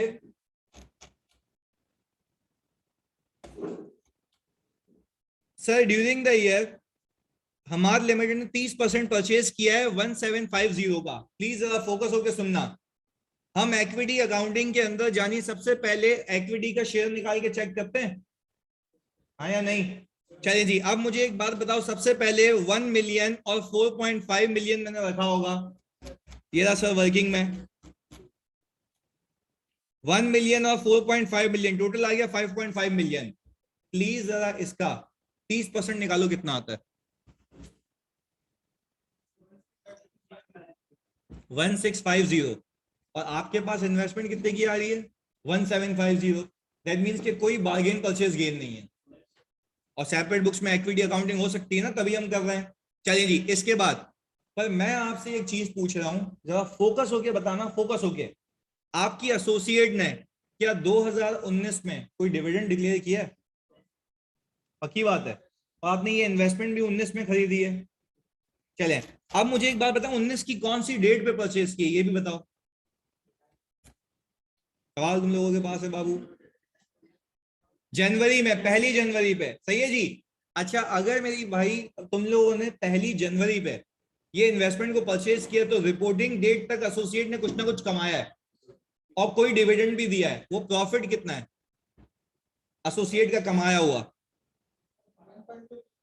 1.2 मिलियन। और उसने डिविडेंड कितना परसेंट दिया है लास्ट ईयर? 12%, 15%? 12%। अच्छा, यानी मैं ये कह सकता हूं 1 मिलियन पे 12% का डिविडेंड होगा, दैट इज कितना? 1,20,000।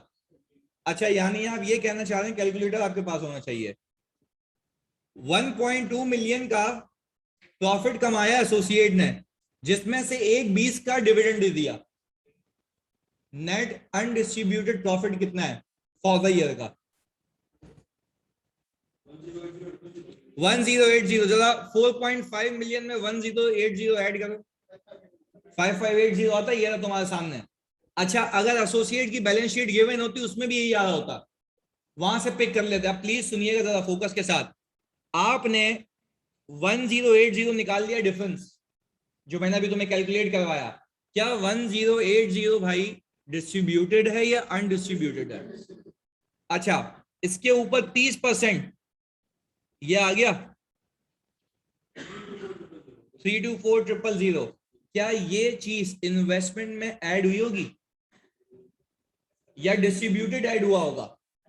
अनडिस्ट्रीब्यूटेड ऐड हुआ होगा। अच्छा जी, यानी सर एक बात मानते हो, आपने अपने पीएनएल में दो इनकम्स बुक की होंगी, एक डिविडेंड इनकम और एक share of profit from associate undistributed, ऐसा है? अच्छा, अकाउंटिंग के लिहाज से तो मैं पीएनएल में दोनों दिखाता हूं, एक ही लाइन आइटम में ऊपर से रिवर्स कर देता हूं। बट क्या ये मानते हो टैक्स वाला इसको अलग नजरिए से देखता है, रियलाइज और अनरियलाइज? भाई समझ आ रही है ना ये बात? देखो, है टेक्निकल सवाल पर इसमें दुनिया की हर चीज है। मैं फिर कह रहा हूं भाई, टैक्स वाले की नजर में तो ये दोनों अलग अलग इनकम है, एक डिविडेंड इनकम जो रियलाइज हो चुकी है और एक अनरियलाइज इनकम जो कि अब तक रियलाइज पर तुमने अकाउंटिंग की हुई है उसकी। पर क्या मुझे एक बात बताओ, 2019 में जो तुमने डिविडेंड रिसीव किया वो रिसीव भी हो चुका है, तो क्या ये 36,000 रुपए आपके 2019 के पीएनएल में होगा? अब एक और चीज सिखाओ मुझे, क्या ये 324000 भी आपके पीएनएल में होगा? पक्की बात है? Very good. बट टैक्स वाला उसको नहीं मानता, तो टैक्स वाला तो डिविडेंड को भी नहीं मानता पर वो डिफरेंट रेट पे मानता है। बात समझ आ रही है? चलें जी, तो सर मुझे एक बात बताएं फोकस के साथ, अभी एडजस्टमेंट सिखा रहा हूं यहाँ पे, क्या मैंने टैक्स लॉसेस क्लेम कर लिए थे? अच्छा, मैं टैक्स लॉसेस क्लेम करने के बाद टैक्स देने ही लगा था, तो मुझे एक चीज याद आई कि इसमें कुछ ऐसी इनकम है जो इस रेट पे टैक्स होनी नहीं चाहिए, तो क्या उसको कटाऊं पहले? चलें जी, वेरी गुड। जब मैं उसको कटाने लगा तो मुझे याद आया भाई, ये जो है 324,000 ये नॉर्मल टैक्स रेट पे टैक्स नहीं होगा, इसके ऊपर डेफर्ड टैक्स एक्सपेंस बुक होगा। मेरे को याद आया यार, डेफर्ड टैक्स एक्सपेंस बुक होगा। डेफर्ड टैक्स एक्सपेंस लिए बुक होगा क्योंकि टैक्स वाला इसको आज इनकम नहीं मानता। और फिर आपको स्टैंडर्ड कहता है जरा अपनी इंटेंशन देखो, क्या आप एसोसिएट से सिर्फ डिविडेंड कमाओगे या कैपिटल गेन? कैपिटल सवाल में देखो, कैपिटल गेन का टैक्स कितना है? 15%। कैपिटल गेन का टैक्स 15% है, देखो 19 के अंदर। ऐसा ही है, तो मुझे डेफर्ड टैक्स भी किस पे बुक करना है? क्योंकि मुझे एक बात पता है, मैं कभी भी इस इन्वेस्टमेंट को बेचूंगा, मुझ पर टैक्स कितना लगना है? 15%। तो मैं डेफर्ड टैक्स भी किस पे बुक करूंगा? 15%। बात समझ आ रही है?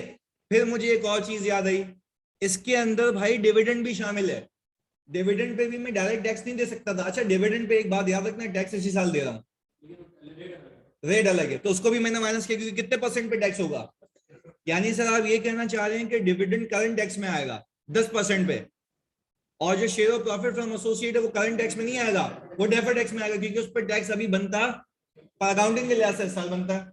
समझ आ रही है बात? चलें जी, तो मुझे एक बात बताएं प्लीज फोकस के साथ, मैंने टोटल जब ये चोरंगी लेस की, तो मुझे एक बात बताओ सर, कुल मिला के आपके पास 305 में से अगर नेट टैक्सेबल इनकम ये आ गई थी, आपने कुल मिला के जब ये माइनस किया, प्लीज सुनना, तो आपने कोई करंट टैक्स एक्सपेंस आया, करंट टैक्स एक्सपेंस की सेविंग आई है, टैक्स सेविंग आ रही है, सेविंग आ रही है सर, ये आ गई 14,351 की। क्लियर है जी? नेगेटिव, दैट मींस कि आपका जो भी होगा आपका रिफंडेबल क्लेम हो जाएगा उल्टा, किससे? टैक्स अथॉरिटीज से। चलें जी आगे, फॉरेन से प्लीज सुनिएगा, ये हमने ऐसे सवाल भी किया था, पास पेपर में आया हुआ था, नेगेटिव आ रहा था, याद आ रही है? लास्ट अटेम्प्ट का जो सवाल है उसमें नेगेटिव आ रहा था आपका, टैक्स सेविंग। ऐसा ही है, चलो अब सुनो इसके बाद। फिर आपने क्या करंट टैक्स एक्सपेंस दिया डिविडेंड के ऊपर, कितना था सही है? 36,000 पे 10%। अच्छा जी, अब मुझे एक बात बताएं सर, आपके पास current tax expense for the year कुल मिला के इतना आ गया 10751, क्या ये टोटल रिफंड आ गया मेरे पास नेट बेसिस पे? क्या ये टोटल रिफंड आ गया नेट बेसिस पे? देखो शुरू से करंट टैक्स एक्सपेंस मेरा बनता था, पर क्योंकि मेरा रिफंड आ रहा है, क्योंकि नेगेटिव आ रहा है मेरे पास। ये बात समझ आ रही है? इसके बाद फिर मैंने current tax expense dividend pay दिया, तो नेट होके मेरे पास कितना आ गया? 1075 1.32। अच्छा, क्या मेरे अकाउंट्स में सिर्फ ये जाता है या डेफर्ड टैक्स भी जाता है? डेफर्ड टैक्स भी जाता है। अच्छा, क्या आप लोग ऑलरेडी कंक्लूड कर चुके हो कि सारी चीजों पे डेफर्ड टैक्स एक्सपेंस बुक होना है? अच्छा, जब मैं इनको और इनको ऐड करता हूं, तो इन सबको मिला के अगर मैं डेफर्ड टैक्स एक्सपेंस देखूं तो कितना आता है? जल्दी बताओ। फॉरेन से, और इसके ऊपर 15% का बुक होगा, बाकी ऊपर सब पे कितने परसेंट? 25%। और नीचे वाले पे कितना परसेंट? 15%।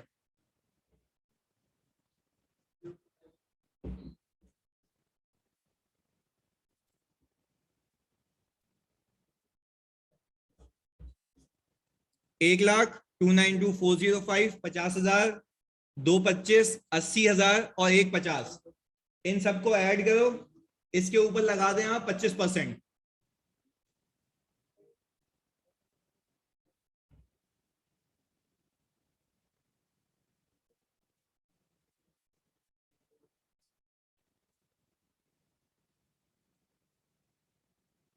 हुजैफा कह रहे हैं करंट टैक्स एक्सपेंस पे सेविंग क्यों आई है? हुजैफा मेरी जान, करंट टैक्स एक्सपेंस टैक्स वाले के हिसाब से बुक किया जाता है।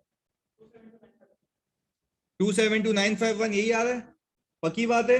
आपने इन सबको ऐड किया इंक्लूडिंग दिस, इस पे 25% लगाया डेफर्ड टैक्स एक्सपेंस बुक करने के लिए। फिर आपने ये जो अमाउंट आ रही है 324 की, इस पे कितना परसेंट लगा दिया? 15%। कुल मिला के आपका टोटल डेफर्ड टैक्स एक्सपेंस बनता है कितना? 272,951। अच्छा जी, आपका tax expense for the year आ गया 262,200। पर एक चीज याद रखो, देखो टैक्स में आपकी टैक्स सेविंग है यानी रिफंड है, क्योंकि आपको सीधी सी बात है आपको अलाउ हुआ है। सही बात समझना मेरी? सर ये करंट एक्सपेंस के सामने 102 क्यों लिखा हुआ है? कौन सा उमेमा, कौन सा?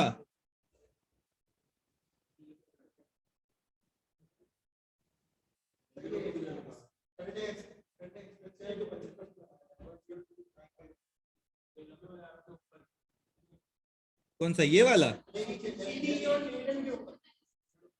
ये अच्छा, ये नहीं नहीं, एक मिनट रुक जाओ।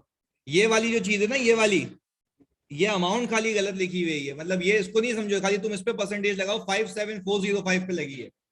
सही है, ये वाला 57405 है, ये सही है। ठीक है जी, सही है। अच्छा जी, प्लीज यार फोकस करना, जानिए तो देख लो, वो खाली जब मैंने सोल्यूशन बना तो टाइपिंग मिस्टेक है मेरी ये, क्योंकि मैं जब एडजस्टमेंट्स कर रहा था तो बाकी सारी जगह ये तो टाइपिंग थी, क्योंकि लिंक से तो बाकी चीजें चेंज हो जाती हैं, ये यहाँ पे रह गई थी। सुनना, टैक्स के लिहाज से मुझे टैक्स वाला इस साल टैक्स चार्ज नहीं कर रहा, बल्कि रिफंड देगा। कितने का? 14351। फिर टैक्स वाले ने कहा आप डिविडेंड पे तो टैक्स दो मुझे, कितना आ रहा है? 3600 का। नेट मेरा रिफंडेबल बनता है टैक्स वाले से कितना? 10751। ये करंट टैक्स की कहानी खत्म हो गई। पर क्या अकाउंटिंग में टैक्स वाले के लिहाज से करता हूं? आईएफआरएस के हिसाब से, आईएफआरएस के हिसाब से डेफर्ड टैक्स भी बुक करूं? डेफर्ड टैक्स की सारी चीजें मेरे पास है। डेफर्ड टैक्स मैंने बुक किया, कितना आ गया? ये आ गया। मैंने कुल मिला के जब नेट किया तो मेरा अकाउंटिंग टैक्स एक्सपेंस आ गया 262,200। ऐसा ही है। अब मुझे बनानी है इसकी सिंपल सी मासूम सी रिकॉन। मैंने क्या किया, अकाउंटिंग टैक्स कैसे लिया भाई? अकाउंटिंग टैक्स में 1.2 मिलियन का कितना परसेंट? 25%। कितना आ गया? 3 लाख। अच्छा जी, आपका जो एक्सपेंस है वो 262,200 हमने ऊपर निकाला था, जो कि करंट और डेफर्ड का नेट है। ऐसा ही है जी। अच्छा, अब मुझे पता करना है कि भाई ये मैच क्यों नहीं हो रहा। एक एक करके मुझे बात बताओ। ऊपर डिविडेंड इनकम 25% पे, नीचे डिविडेंड इनकम कितने परसेंट पे? 10% पर है। कितने का डिफरेंस है? 15% का। क्या 15% कटा दूं? सही, हटा दिया मैंने यहां से, कोई पंगा इसमें? चले जी, एक और चीज, आपका share of profit from associate. फिर सुनना, share of profit from associate ऊपर पूरे 25% पे टैक्स हुआ हुआ है, जबकि आपने उसके ऊपर नीचे डेफर्ड टैक्स एक्सपेंस कितने पे बुक किया हुआ है? 15% पे। तो जरा बताओ कितने का डिफरेंस है? 10% का। मैंने 10% यहां से कटा दिया। अब जरा इन तीनों को नेट करो तो देखो आंसर 262,200 आता है। चेक कर लो एक बार।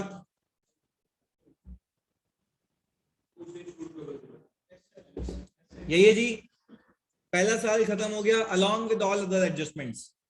अब जरा सुनना मेरी बात, यहां पे तो पीएनएल खत्म हुआ है, अभी तो बैलेंस शीट का ओपनिंग निकालूंगा। कौन से साल का? 2019 का। साथ बने रहना, यूं निकल जाएगा सवाल जल्दी। एक में तो देखना प्लीज, मैं आ गया 2019 की बैलेंस शीट पे। खाली तुम लोगों ने यस और नो में जवाब देना था फोकस के साथ। पीपी का जरा देखो, अकाउंटिंग कैरिंग अमाउंट आपने निकाला था 18 का, और टैक्स बेस ये थी 1.3 मिलियन का डिफरेंस था, 325 उसने मुझे ऑलरेडी दिया हुआ था, इसमें कोई पंगा नहीं है। लीज की वर्किंग मैंने की हुई है। लीज के लिए आरओयूए जो मैंने कैपिटलाइज किया था, मेरी जान रुको तो सही, 1335 डेप्रिशिएट भी तो होगा, 6 महीने बाद आप अकाउंटिंग कर रहे हो, सही है जी। अब सुनो मेरी बात, 1335 में से मैं आपको जो कह रहा हूं वो माइनस करें 133500। हाँ जी, 1.5 साल नहीं, हाँ 2019 है ना आखिर में। हाँ जी, 133500 माइनस करो, कितना आ रहा है भाई? यही है भाई। चलें जी एक एक करके। हाँ, अब मुझे एक बात बताओ, लीज लाइबिलिटी 857637 थी सर, ये रही हमारे शेड्यूल से हमने पिक की 2019 की 857637। क्या इंटरेस्ट पेबल भी होगा सर? कितना? 51458। चलें जी सर, 51458 यानी हमने लीज की चौरंगियां भी यहाँ पे टिका दी। अब एक एक करके सबकी टैक्स बेस जीरो होगी, और ये रीजन हमें बखूबी पता है, जब वो किसी फाइनेंस लीज को नहीं मानता तो किसी एसेट को भी नहीं मानता, उसकी लाइबिलिटी को भी नहीं मानता, तो उसके ऊपर आने वाले इंटरेस्ट को भी नहीं मानता। क्लियर है जी? अच्छा, आरओयू के लिए एसेट कम होता है एक्सपेंस की वजह से, जहां जितना एसेट कम वहां उतना एक्सपेंस। अगर आरओयू टैक्स में नहीं है तो वहां पे आज तक का एक्सपेंस ज्यादा है, टैक्सेबल इनकम कम है, टैक्स भी अकाउंटिंग का टैक्स ज्यादा है, तो पहुंचने के लिए आज तक ऐड किया होगा तो डेफर्ड टैक्स एक्सपेंस, उसके अगेंस्ट में डेफर्ड टैक्स लायबिलिटी। तो सर हमने 10201500 पे 25%, कितना आ गया? 300375। पक्की बात है। चलें जी आगे।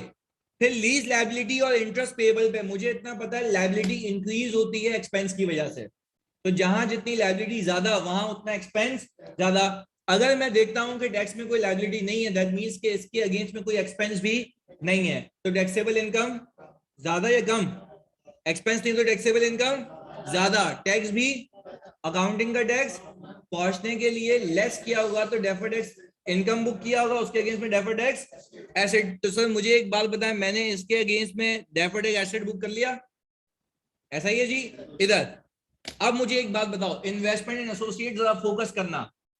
मैंने अभी 1.75 मिलियन की इन्वेस्टमेंट खरीदी थी ये, और इसको अकाउंटिंग में अनडिस्ट्रीब्यूटेड प्रॉफिट से इंक्रीज किया था 324 के अंदर ऐड करेंगे 2074। प्लीज देखना यार इधर, सही आ गया 2074000, ऐसा ही है। टैक्स वाला कहता है मैं किसी share of profit from associate को नहीं मानता, तो उसके लिए जो कॉस्ट ऑफ इन्वेस्टमेंट है वो सेम रही होगी, क्योंकि यही तो डिफरेंस है दोनों का जो वो नहीं मानता, जो कि टेम्पररी डिफरेंस है। तो सर हमने यहाँ पे कॉस्ट ही अकाउंट फॉर की। अब मेरी बात सुनो लॉजिकली, अगर मैं बैलेंस शीट अप्रोच से जा रहा हूँ इन्वेस्टमेंट इन एसोसिएट में, तो मुझे एक बात बताओ, जितनी अकाउंटिंग की इन्वेस्टमेंट ज्यादा होगी दैट मींस कि वहां गेन ज्यादा बुक हुआ है, हाँ या नहीं? क्योंकि वो जितना कैरी हुआ है ना वहां पे उसके अंदर क्लब हुआ है।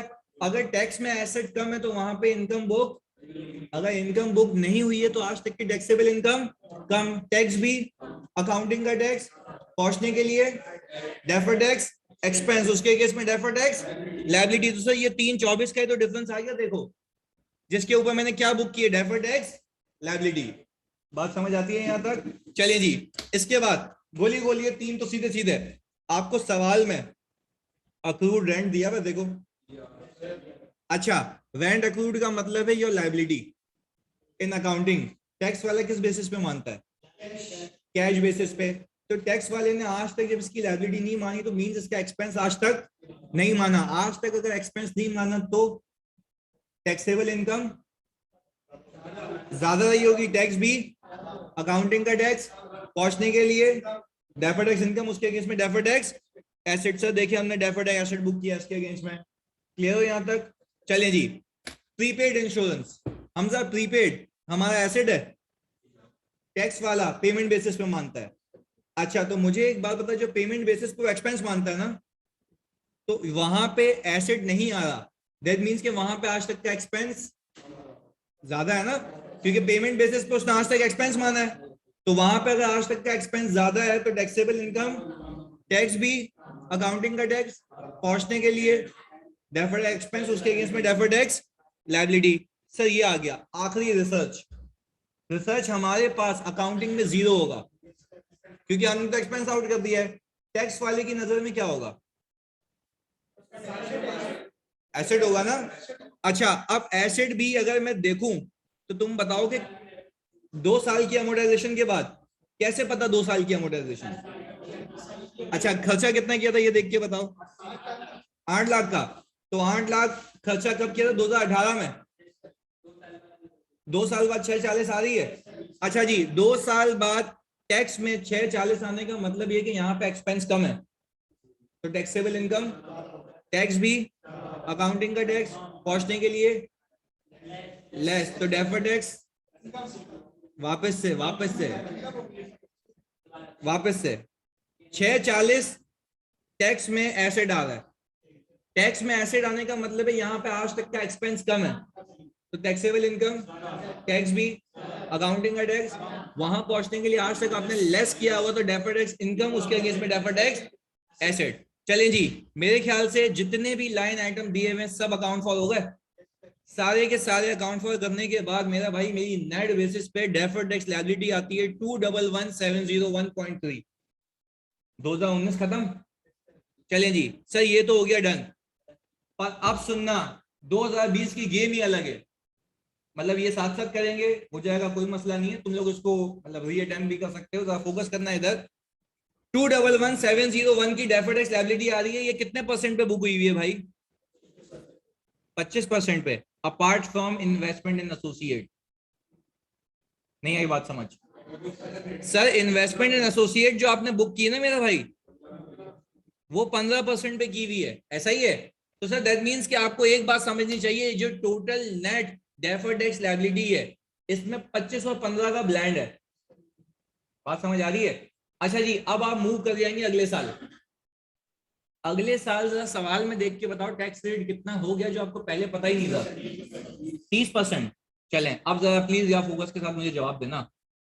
क्या आपको ये लगता है कि मैंने अभी अपनी, ये चेंज इन एस्टिमेट है ये पहली बात तो, क्योंकि अब जो मैं टैक्स पे करूंगा टैक्स अथॉरिटीज को, वो 25% पे करूंगा 30 पे। दैट मींस कि you need to raise your liability कितने परसेंट से? 5% से। तो क्या रेट्रोस्पेक्टिव जाऊं प्रोस्पेक्टिव? प्रोस्पेक्टिव जाऊंगा। चलो, तो तुम कहना ये चाह रहे हो कि सर 211,701 को डिवाइड करूं 25 से?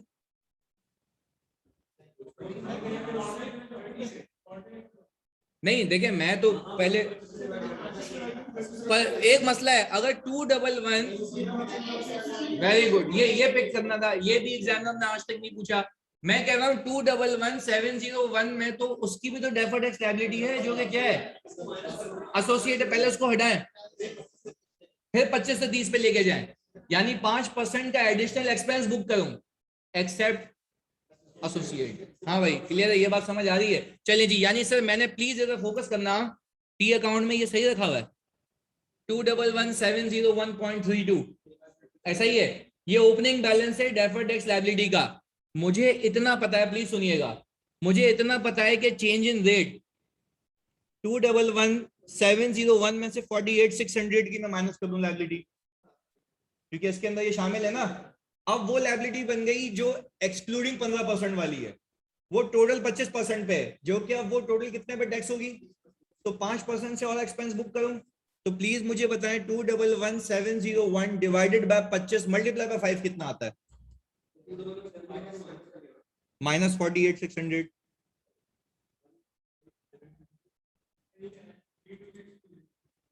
ये यार है 5% से मल्टीप्लाई करना ना आपको, 25 30 से नहीं करो, 30 से करोगे तो टोटल आ जाएगा, 5 से मल्टीप्लाई करना, यही आ रहा है जी। अच्छा अब जरा प्लीज सुनना, एक परमानेंट डिफरेंस तुम्हें यही मिल गया है, ये परमानेंट डिफरेंस है जिसका इम्पैक्ट ऊपर पीएनएल में तो नहीं होगा, पर नीचे तुमने डेफर्ड एक्सपेंस बुक किया हुआ होगा, ऐसा है ना? ऊपर इसका एक्सपेंस शामिल नहीं होगा, नीचे एक्सपेंस शामिल होगा, तो दैट मींस कि this is a permanent difference, आपको रिकॉन में इसको एडजस्ट करना होगा। भाई बात समझ आ रही है यहाँ तक? चलिए जी सर, ये तो 32620 तो खत्म हो गया। अब एक और बात भी सिखा दो मुझे, एसोसिएट की बात कर लेते हैं, जरा प्लीज फोकस करिएगा। एसोसिएट का जरा डेटा रीड करो, अब कैपिटल गेन टैक्स कितना हो गया किस साल से? Very good. 2021 से, प्लीज सुनना, 2021 से जो टैक्स रेट हो गया एसोसिएट पे वो 20% हो गया है। तो भाई मेरे ख्याल से आपने गलती की हुई है। देखो एक और बात सुनना, एक एग्जांपल दे रहा हूं। पहले बताओ ओपनिंग तक कोई मसला है? क्लियर है? ओपनिंग की टैक्स कैलकुलेशन में भी कोई इशू नहीं है, चेंज इन टैक्स रेट का भी कोई इशू नहीं है, यहां तक क्लियर हो? आगे लेके जा रहा हूं। मुझे एक बात बताओ, आप इस साल भी एसोसिएट से कुछ ना कुछ कमाओगे, ऐसा है? चलो इस साल जो एसोसिएट से कुछ ना कुछ कमाओगे, और इसके अलावा भी एक चीज बता रहा हूं, तो अनडिस्ट्रीब्यूटेड प्रॉफिट फिर क्लब करोगे, उसके ऊपर फिर डेफर्ड टैक्स बुक करोगे। पर अब डेफर्ड टैक्स कौन से रेट पे बुक करोगे? 20% पे। समझ आ रही है? 20% पे। पर आपने जो पुराने गेन जो भी थे उस पर टैक्स चार्ज किया हुआ 15% पे, तो पुराने को भी तो 20 पे लेके आओ भाई, फॉर द ईयर तो लेके आ जाओगे ना 20 पे। बट पुराने गेन जो डेफर्ड टैक्स में शामिल है टैक्स के नाम पे, वो कितने परसेंट पे रखे हुए? 15% पे। तो भाई ट्रू एंड फेयर व्यू के हिसाब से उसको भी तो 20 पे होना चाहिए ना। तो क्या उसको भी मैं 15 से उठा के 20 पे लेके आऊं? तो वो गेन था कितने का जानी? 48600 का। 48600 डिवाइड बाय 15 करो, मल्टीप्लाई बाय 5 करो, 16,200 आता है। यानी सर अब मुझे एक बात समझ आ रही है, अब मेरी सारी पुरानी चौरंगियां अपडेटेड रेट पे आ गई हैं। इस साल का काम अब मैं सुकून से कर सकता हूँ। क्लियर है यहां तक? भाई मैंने अब सिंपल क्या किया, चेंज इन टैक्स रेट सिखाया भी वापस से वही वाला कॉन्सेप्ट। पर मैं ये कहना चाह रहा हूँ कि ये बात समझ आ रही है कि टैक्स के इम्पैक्ट कैसे लाए हूं, दो अलग अलग हैं, क्योंकि दोनों के रेट अलग अलग थे। अगर इसमें एसोसिएट भी 25% पे टैक्स हो रही होती तो क्या मैं कुछ चेंज करता? सीधा सीधा ले आता। पर क्या यहाँ पे चेंज इन टैक्स रेट का इम्पैक्ट समझ आ रहा है जी? चलिए जी, यहाँ पे एक चीज खत्म हुई, प्लीज सुनिएगा। अब मैं पीएनएल का काम शुरू करता हूँ। पीएनएल में तकरीबन एडजस्टमेंट तुम लोगों ने निकाली हुई है, तुम खाली पार्टिसिपेट करना साथ। मुझे एक बात बताओ सर, डेप्रिसिएशन एक्सपेंस की बात कर रहा हूं, प्लीज कैलकुलेटर आपके पास होना चाहिए। अकाउंटिंग का डेप्रिसिएशन एक्सपेंस कितना आ रहा है? 991661। टैक्स का डेप्रिसिएशन कितना आ रहा है? 865760, ऐसा ही है?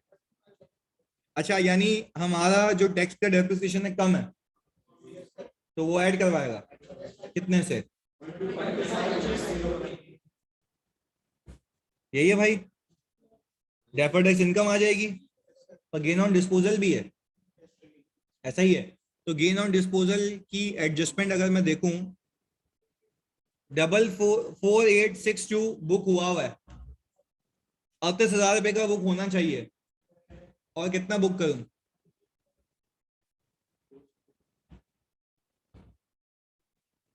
यही है।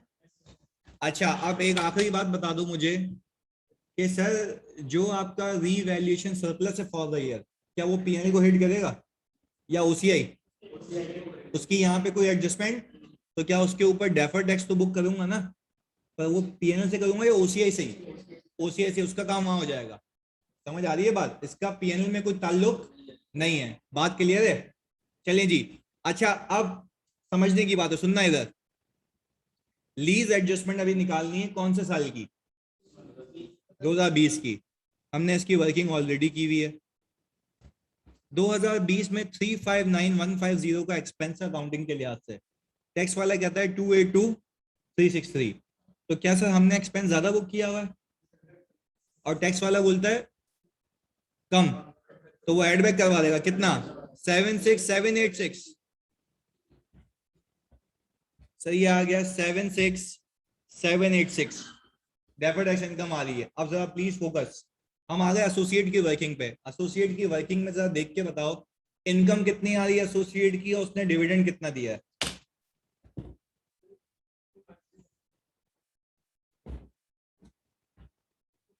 1450 प्रॉफिट है, और डिविडेंड कितना परसेंट दिया है? 15%। तो सर यानी 1,50,000 का डिविडेंड दिया हुआ है। 1,50,000 का डिविडेंड है, इनकम इतने की कमाई है, नेट कितना कमाया फॉर द ईयर?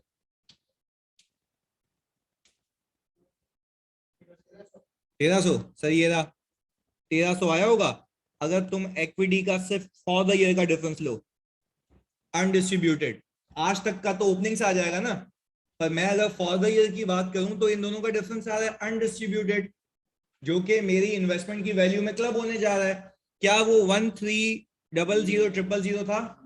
चलें जी, अब मुझे आप एक बात बताएं प्लीज फोकस के साथ, मेरा शेयर कितना बनता है? 390, पर मैंने डिविडेंड भी तो रिसीव किया है 45,000।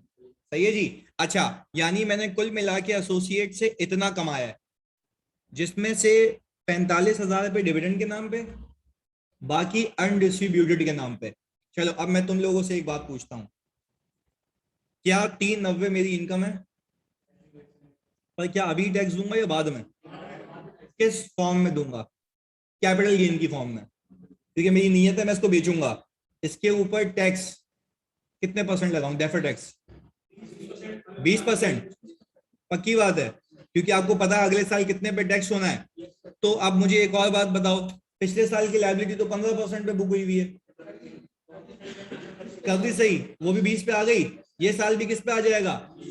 कोई मसला नहीं है सर। अच्छा जी, ये भी बात समझ आ गई। डिविडेंड का बता दो, डिविडेंड देखो लिखा हुआ क्या, डिविडेंड की कोई एडजस्टमेंट बता दे तो मजा आ जाएगा। डिविडेंड की एडजस्टमेंट देखो,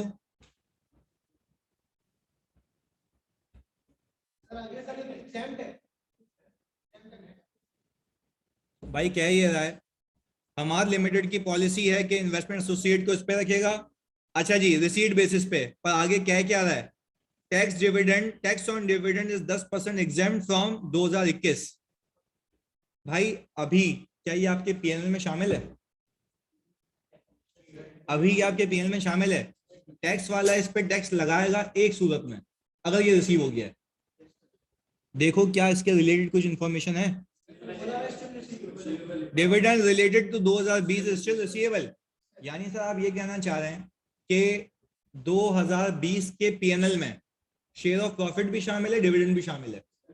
पीएनएल में तो दोनों ही होते हैं ना, पर टैक्स वाला तो दोनों को अलग नजरिए से देखेगा। टैक्स वाला कह रहा है कि भाई आज आपने ये रिसीव नहीं किया तो मैं आज टैक्स नहीं करूंगा, तो आगे करेगा? आगे भी एग्जाम्ड है। क्या कहते हो, कौन सा डिफरेंस है ये? परमानेंट डिफरेंस है। बात समझ आती है? तो सर पर वो जो कैपिटल गेन है वो परमानेंट डिफरेंस नहीं है, उस पर डेफर्ड टैक्स बुक होगा, पर कितने रेट पे? 20% पे। यहां तक क्लियर हो? चलें जी सर, ये बात समझ आ गई। तो सर जरा हम यहाँ पे इसकी एडजस्टमेंट देख लें। इसकी एडजस्टमेंट में 390 आपने माइनस किया है, इसके ऊपर डेफर्ड टैक्स एक्सपेंस बुक किया है, 45 माइनस किया है इस पे, एग्जाम परमानेंट डिफरेंस है। बात समझ आती है? चलिए जी, इसके बाद अक्रूड रेंट, ये रहा सर 650 ओपनिंग पेबल था, 4 लाख क्लोजिंग पेबल है, क्या इंडिकेट कर रहा है?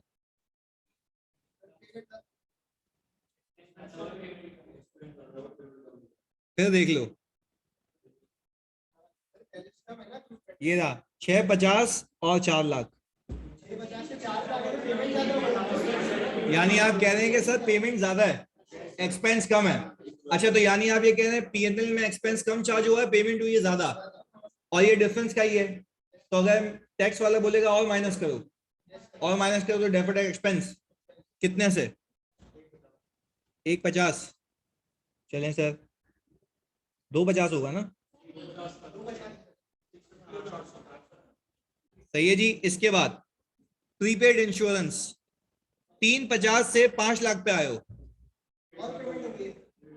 यानी पेमेंट हुई है ज्यादा, एक्सपेंस हुआ है, तो टैक्स वाला बोलेगा और माइनस करो, कितने से? 150 से। तो सर हमने 150 यहां से माइनस किया, ये आ गया, और ये रिसर्च की जो सेम रहेगी। चलें जी, आपने ये बुक कर लिया भाई, टैक्सेबल इनकम आ गई। टैक्सेबल इनकम पे करंट टैक्स एक्सपेंस कितने रेट पे? 30% पे। चेक कर लो, खाली यही आ रहा है, गोली गोली।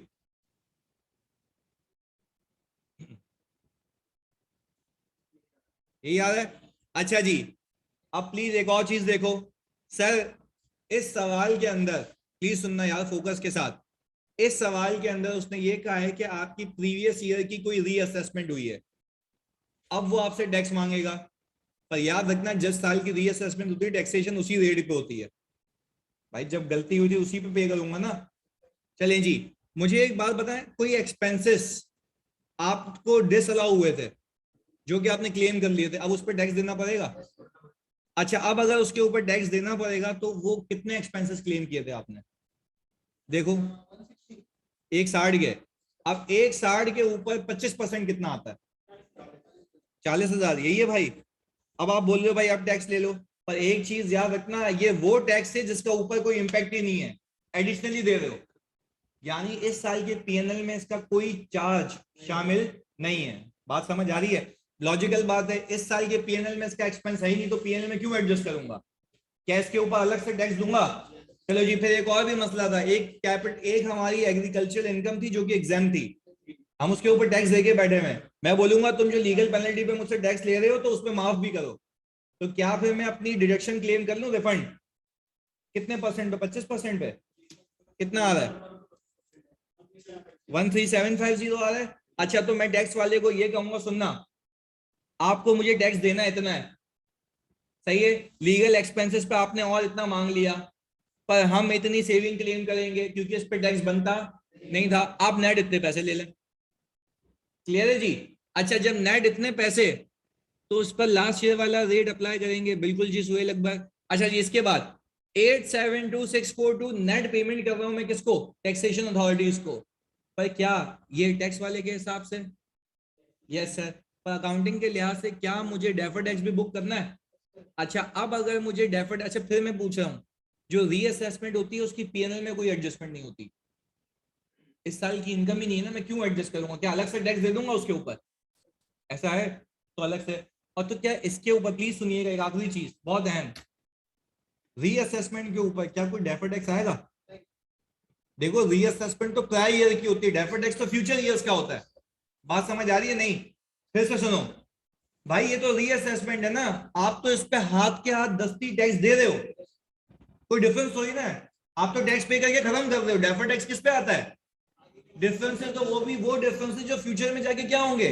सेटल होंगे, ये सेटल थोड़ी ना, तो हाथ के हाथ सेटल हो रहे हैं, तो ये करंट टैक्स का पार्ट बनेगा, प्रायर ईयर टैक्स के नाम से। किस नाम से? प्रायर ईयर टैक्स के नाम पे, देखो लिखा हुआ मैंने, करंट टैक्स एक्सपेंस का ही पार्ट बना है, पर किस नाम से? यानी मैंने ये टैक्स करंट ईयर की इनकम पे नहीं दिया है, प्रायर ईयर की इनकम पे दिया, जो कि बन इस साल का पार्ट रहा है। बात समझ आ रही है?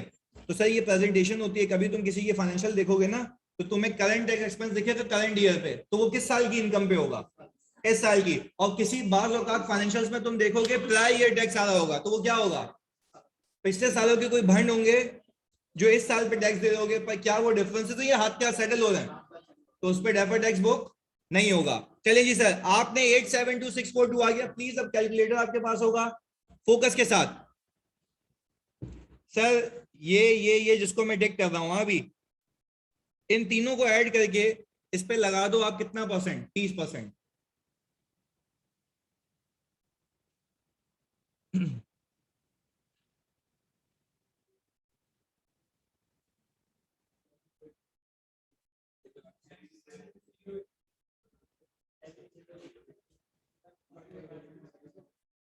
708, यही है सर? इस पे आपने क्या बुक किया है? Deferred tax income. अच्छा जी, अब प्लीज या फोकस के साथ, 2.5 लाख, 150 और 80,000, इनको भी ऐड करो, इस पे भी 30% लगेगा।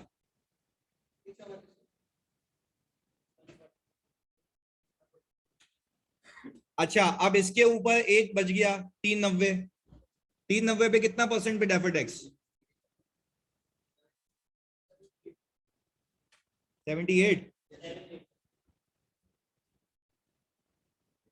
इन सबको नेट करो,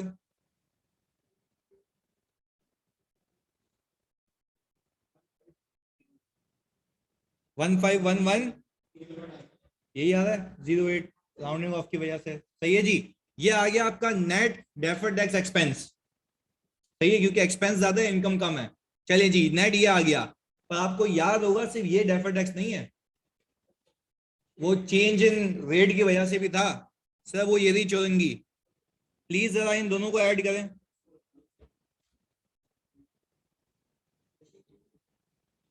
हाँ जी, कितना आ रहा है?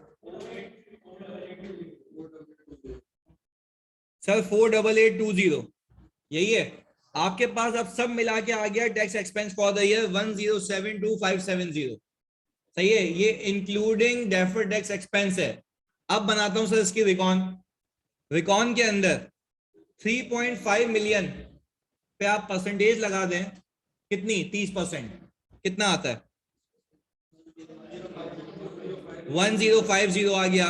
सर आपने ये वाला टैक्स तो अभी खुद ही निकाला हुआ है, सही है जी। एक एक करके डिफरेंसेस देख लेते हैं। पहले एक बात बताओ, क्या ऊपर डिविडेंड इनकम 30% पे टैक्स हुई हुई है? नीचे जीरो पे कितने परसेंट से हटा दूं? 30% से। क्लियर है जी। आगे सर, एसोसिएट की अनडिस्ट्रीब्यूटेड इनकम तुमने नीचे टैक्स की हुई है डेफर्ड टैक्स के नाम पे 20%, ऊपर है 30%, कितने से हटा दूं? 10%। सही आ गई। एक और चीज सुनो, लीगल एक्सपेंसेस जो आपने जिस पे आज टैक्स दिया है, ऊपर वो प्रायर ईयर के थे पर नीचे करंट टैक्स में शामिल है, जबकि इसका इस साल के प्रॉफिट पे कोई इंपैक्ट, तो क्या ये ऊपर शामिल है? ऊपर शामिल नहीं है। मैं फिर पूछता हूं वापस से सुनो, लीगल एक्सपेंसेस प्रायर ईयर का टैक्स है, सही है, प्रायर ईयर का टैक्स है ना, तो आप तो सीधे सीधे टैक्स दे रहे हो ना, इसमें हमने पीएनएल में कहां एडजस्टमेंट की है? आप सीधा सीधा इनकम पे टैक्स दे रहे हो। अच्छा, करंट टैक्स में शामिल है, क्या ऊपर के पीएनएल में शामिल है या नहीं है? अच्छा, ऊपर के अगर पीएनएल में शामिल नहीं है, ऊपर के पीएनएल में अगर शामिल नहीं है, तो मुझे एक बात बताओ कि क्या मैं इसको यहां से ऐड कर दूं? ऊपर शामिल नहीं, नीचे शामिल है, तो नीचे वाली फिगर सही है ना? मैंने क्या किया, इसको ऐड बैक कर दिया। सर ये आ गया 40,000 रुपए। अब प्लीज सुनना, टैक्स रिफंड एग्रीकल्चर इनकम पे। मुझे एक बात बताओ, आपने अपने करंट टैक्स को एग्रीकल्चर इनकम की वजह से कम किया था? आपने करंट टैक्स को कम किया था? क्या मांगा था आपने? रिफंड। आपने अपनी टैक्स लायबिलिटी को कम कर दिया, जबकि ऐसी कोई सेविंग ऊपर पीएनएल में शामिल नहीं है। तो नीचे कम हुआ हुआ, ऊपर से माइनस नहीं हुआ हुआ। मैंने क्या किया, इसको हटा दिया जी। सर इसके आगे, इसके बाद भी चेंज इन टैक्स रेट का इंपैक्ट नीचे शामिल है, जबकि ऊपर पीएनएल की किसी भी चीज में शामिल नहीं है। जब इसको मैंने अलग से यहाँ पे ऐड किया, तब जाके आपकी रिकॉन क्या हुई? टैली हुई है। सिंपल सा सवाल था ये।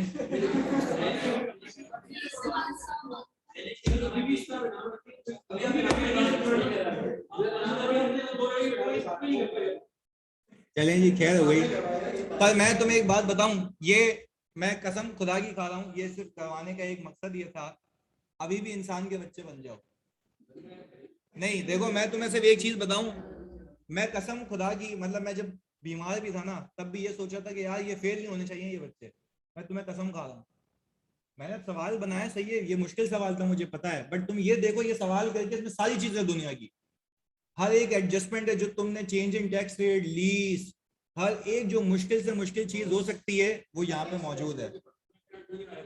बिल्कुल जी। अब सुनो, ये सब है। अच्छा, ये मैंने किया क्या था भाई, जो मेरी प्रैक्टिकल लाइफ में एडजस्टमेंट आती है ना सामने, वो सारी डाल दी है इसमें, सही है। और वो भी तुम्हारे कोर्स के एम्बिट में रहते हुए, मैं तुम्हें अभी भी बता रहा हूँ, कोई इसमें कोई ऐसी चीज नहीं थी जो तुम्हारे कोर्स का पार्ट नहीं है। तो ऐसा अज्यूम भी नहीं करो कि वो पूछ नहीं सकता, ऐसे वो पूछ सकता है। और उसके लिए बड़ा आसान काम होगा, 25 नंबर का डेफर्ड टैक्स का सवाल बना, सारे कॉन्सेप्ट इसमें आइए। 16 टेस्ट हुआ, लीज हुआ, एसोसिएट हुआ। मैं लॉजिकली बता रहा हूँ, एसोसिएट भी टेस्ट होता है, लीज भी आई, 16 भी। तो यार इसमें उसके लिए बड़ा आसान काम है कि तीन स्टैंडर्ड्स को मिला के डेफर्ड टैक्स के साथ पूछ ले। तो तुम ये अज्यूम नहीं करना कि भाई पेपर हल्का आएगा। तुम्हें कॉन्फिडेंस लेने के लिए मैं कसम खा रहा हूं, एक एक पास पेपर क्लास में करवाया था। और तुम लोग कहते भी सर बिजनेस लेवल का आता है, तो मैंने कहा भाई मैंने तो खुद नहीं बनाया ना पास पेपर, वो तो है ही वहां से आया हुआ। तुमने खुद भी किया, तो खुदा को हाजिर जान के बताओ, तुमसे 80% होता था सवाल, 70-80% होके खुश हो जाते थे ना। अभी भी होगा, तुम घर जाके करो पास पेपर, तुम बोलोगे यार, ये बात है। तो यार एक रिक्वेस्ट है आज सबसे, मेहनत को जाया नहीं करना भाई। आज ही घर पे जाके थोड़ा सा अना का मसला बनाओ, तो मैं मोटिवेट करने के लिए कह रहा हूँ, सही है। थोड़ा अना का मसला बनाओ, पार्टी खत्म करो। मेरे पास सब स्नैपचैट वगैरह हर जगह पे तकरीबन हो, मैं स्टोरीज देख रहा होता हूँ, नींदें हराम होनी चाहिए इस वक्त एटलीस्ट, सही है। नहीं भले करे यार, मतलब नहीं, वो उसकी शक्ल से पता लग जाता है कि क्या किया है उसने तैयारी। यहाँ पे अच्छे अच्छे की टाइट हो गई होगी इस सवाल में, क्यों सकलैन? लग पता गया ना, क्योंकि एक बच्चा मुझे यहाँ पे लिख के कह रहा है, एक बच्चा मुझे कह रहा है सर ये तो पीपी में मैंने सोचा ही नहीं था इतनी सारी चीजें थी एक लाइन में। वो बोल रहा था मैंने सर ये तो 1.4 मिलियन को उसी भी परसेंटेज लगा दी। सही है। तो यार रिक्वेस्ट है तुमसे भाई, बाबू जानी इधर, रिक्वेस्ट ये है खुदा के वास्ते, आज से तुम जो कहते हो ना कि सर मैं क्या रोज एक पास पेपर करूं, भाई क्या मसला है तुम्हारी जिंदगी में और है क्या पढ़ाई के सिवा? सही है। मैं तुम्हें बता रहा हूँ, अभी ऊपर बच्चा मिला था एक, सिर्फ तुम्हें मोटिवेट करने के लिए कह रहा हूँ। उसने बोला सर मैंने जब आपकी डेजिग्नेशन देखी ना एचबीएल की, आप एम भी नहीं गए, मैनेजर भी नहीं गए, मैनेजर 2 भी नहीं गए, सीनियर मैनेजर गए हो। उसको पता है उसके फादर हैं एचबीएल में, वो बोलता है सर मेरे father at the age of 42 senior manager बने थे और आई एम 28 पे मैं बनाऊं जाके, तो मेरा 12 साल का गैप है। तो हो सकता है मैं प्रेजेंट लेवल को टच करूं जाके उस एज में, अगर इतना काम करता रहा। तो यार तुम लोग अपने रिकॉर्ड्स ब्रेक करो। सही है ना, मैं कोई इसलिए नहीं बता रहा तुम्हें कि मैं मतलब कोई तुरंत खाऊं या कोई मेहनत है, और मैंने कोई पीडब्ल्यूसी से आर्टिकल्स नहीं किए, ग्रैंड थॉर्टन से किए, सीखा है वहां पे काम, काम आता है मुझे। सही है जी। तो तुमसे रिक्वेस्ट है यार खुदा के वास्ते, तुम्हारे पेरेंट्स की तुमसे बड़ी होप है, तुमको देखता हूँ तुम सारे मतलब भाई बहनों मेरे, और मैं दिल से विश है कि यार पास हो जाओ। सिर्फ यहाँ नहीं देखना तुम्हें, तुम्हें फाइनल्स में भी देखना है कि मतलब मजा आएगा कि यार तुम्हें पढ़ा के नहीं, वाकई जुनूनी बच्चे हैं। करो यार, देखो तुम अपने हिस्से की मेहनत में जितनी कर सकता था ना औकात से ज्यादा किए, तबीयत भी खराब करके। तुम्हें लगता नहीं है कि सवाल आसानी से नहीं बन सकता ये वाला? बड़ी कैलकुलेशंस है, क्योंकि इसमें ये भी देखना होता है कि यार मतलब कोई भंड नहीं हो जाए सवाल के अंदर, सारी चीजें इनलाइन हो, फिर सोल्यूशन बनता है उसका, रिकंसिलिएशन बनती है, चीजें याद रखना, along with my office, along with my family. सही है। तो खुदा के वास्ते यार घर जाओ, 3-3 घंटे का टाइमर लगा के खुदा के वास्ते रोज एक पास पेपर सॉल्व करो। मैं तुम्हें कह रहा हूँ इतना मुश्किल नहीं पूछ सकता वो, पर ये तुम्हारे लिए एक बेंचमार्क था तुम्हें बताने के लिए कि बाबू अभी भी तुम्हारी तैयारी सही नहीं है। तैयारी सही होती तो कुछ ना कुछ करते तुम सवाल में। सही है। तो तुम्हारे हाथ पांव भूल गए थे सवाल देख के, ये मैं तुम्हें आज ही बता देता हूँ। तुमने बोला गया हाथ से सवाल, अगर होती ना हिम्मत तो मैं तुम्हें बताऊं तुम सबसे पहले क्या, सबसे सस्ती एडजस्टमेंट पिक करते, अक्रूड वाली। सही है ना, गलत की थी। सही है जी। तो यार प्लीज तुम लोगों से रिक्वेस्ट ये है कि खुदा के वास्ते यार मतलब अपने पेरेंट्स के लिए, अपने लिए या उस्ताद के लिए एटलीस्ट अपने आप से लॉयल होकर रोज एक मतलब एक पास पेपर सॉल्व करो पूरा। तुम्हारे पास पूरे दिन में यार बहुत टाइम है यार, 3 घंटे में एक पास पेपर सॉल्व हो सकता है, 3 घंटे में FAR 2 रिवाइज हो सकता है भाई, पूरी अटेम्प्ट सॉल्व करके। रिक्वेस्ट है यार 3 घंटे में अटेम्प्ट सॉल्व करो, बार बार जनरल को नहीं घुमाओ। जनरल तब घुमा, मैं तुम्हें बताऊं मैं कब जनरल घुमाता था, जब थक गया ना, जब सोने के टाइम है, चल भाई चल यार जनरल घुमा रहा हूँ एक टॉपिक, मैं रखता था 2 टॉपिक रोज के सोने से पहले, कि भाई हाँ 2 टॉपिक घुमा के सोऊंगा। घुमाना जनरल ज्यादा आसान है। तुम अगर मतलब बार बार जनरली घुमाते रहोगे तो वो कभी भी मैं तुम्हें बताऊं प्रैक्टिस ही नहीं हो पाएगी। पेपर सिर्फ एक ही तरीके से पास होगा, when you know how to apply it. अभी तुम्हें 10 नॉलेज थी, मैं तुम्हें बोला टैक्सेबल इनकम ज्यादा कम, तो तुम बोल रहे थे ना कि हाँ सर मुझे पता है क्या हो रहा है, पर वो तुम्हें खुद करनी है चीज। सही है। रिक्वेस्ट है यार प्लीज 3 घंटे का टाइमर लगा के रोज एक अटेम्प्ट सॉल्व करो। मैं तुम्हें हल्फिया कह रहा हूँ तुम्हारा पेपर पास हो जाएगा। तुमने इतनी प्रैक्टिस की हुई है, तुम अपना जनरल उठाओ और पीछे जितने भी अकाउंटिंग के पेपर पढ़े उससे मैच कर लो, उससे ज्यादा पढ़ा तुमने। एक नहीं है ना, ज्यादा है ना, तो देख लो। सही है जी। हर टॉपिक के मैं तुम्हें कह रहा हूँ एक अटेम्प्ट, मैं तुम्हें बता रहा हूँ प्लीज सुनो, 2018 से उठाओ अटेम्प्ट, रोज एक अटेम्प्ट सॉल्व करो, खत्म हो जाए वापस से करो।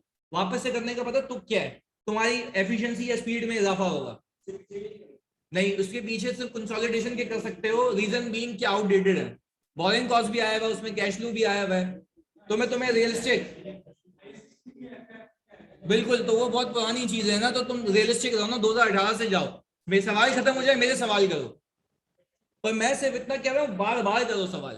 सही है जी। भाई दोस्तों के साथ अपना एक शेड्यूल बनाओ कि भाई इस दिन पे ये पास पेपर खत्म करना, बल्कि तुम लोग ग्रुप पे हो यार, लिखो आपस में कि भाई आज सब बच्चे मिलकर एक पास पेपर सॉल्व कर लेते हैं।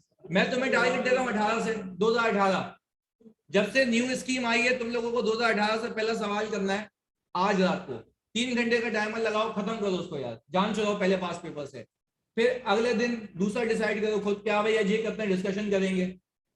भाई ये जुनून रखो, मैं तुम्हें बता रहा हूँ पेपर आसानी से पास हो जाएगा। तुमने अब भी ये नहीं किया ना, मैं बता रहा हूँ तुम डेंजर जोन में हो। जितनी भी प्रैक्टिस कर लो, प्रैक्टिस अब तुम्हारी काउंट होगी, जो अब इसके बाद तुम्हारे पास टाइम है। तभी मैंने तुम्हें 1 महीना बल्कि 2 महीने पहले कोर्स खत्म करवाया, सही है। 2 महीने कोर्स खत्म करवाने के बाद रिवाइज भी करवा रहा हूँ। तुमने कहा सर 1037 कराओ, मैंने तुम्हें करा दिया, बाकी टॉपिक्स भी करा दिए, कंसोल भी करा दिया जीरो से, डेफर्ड एक्स भी हो गया ना आज, सही है। रिक्वेस्ट है यार प्लीज, बोलो करोगे भाई इतना? 3 घंटे के टाइम के साथ ना, आज तुम्हें एक 2018 का पास पेपर करना, मुझे पता है मौत आती है कि 3 घंटे लगते हैं, पर जब तुमसे सॉल्व होगा ना, खुद ही मोटिवेशन आएगी, सही है जी। जज़ाकल्लाह भाई, मिलते हैं, मैं तुम्हें इसका सोल्यूशन भेज देता हूँ। अल्लाह हाफिज।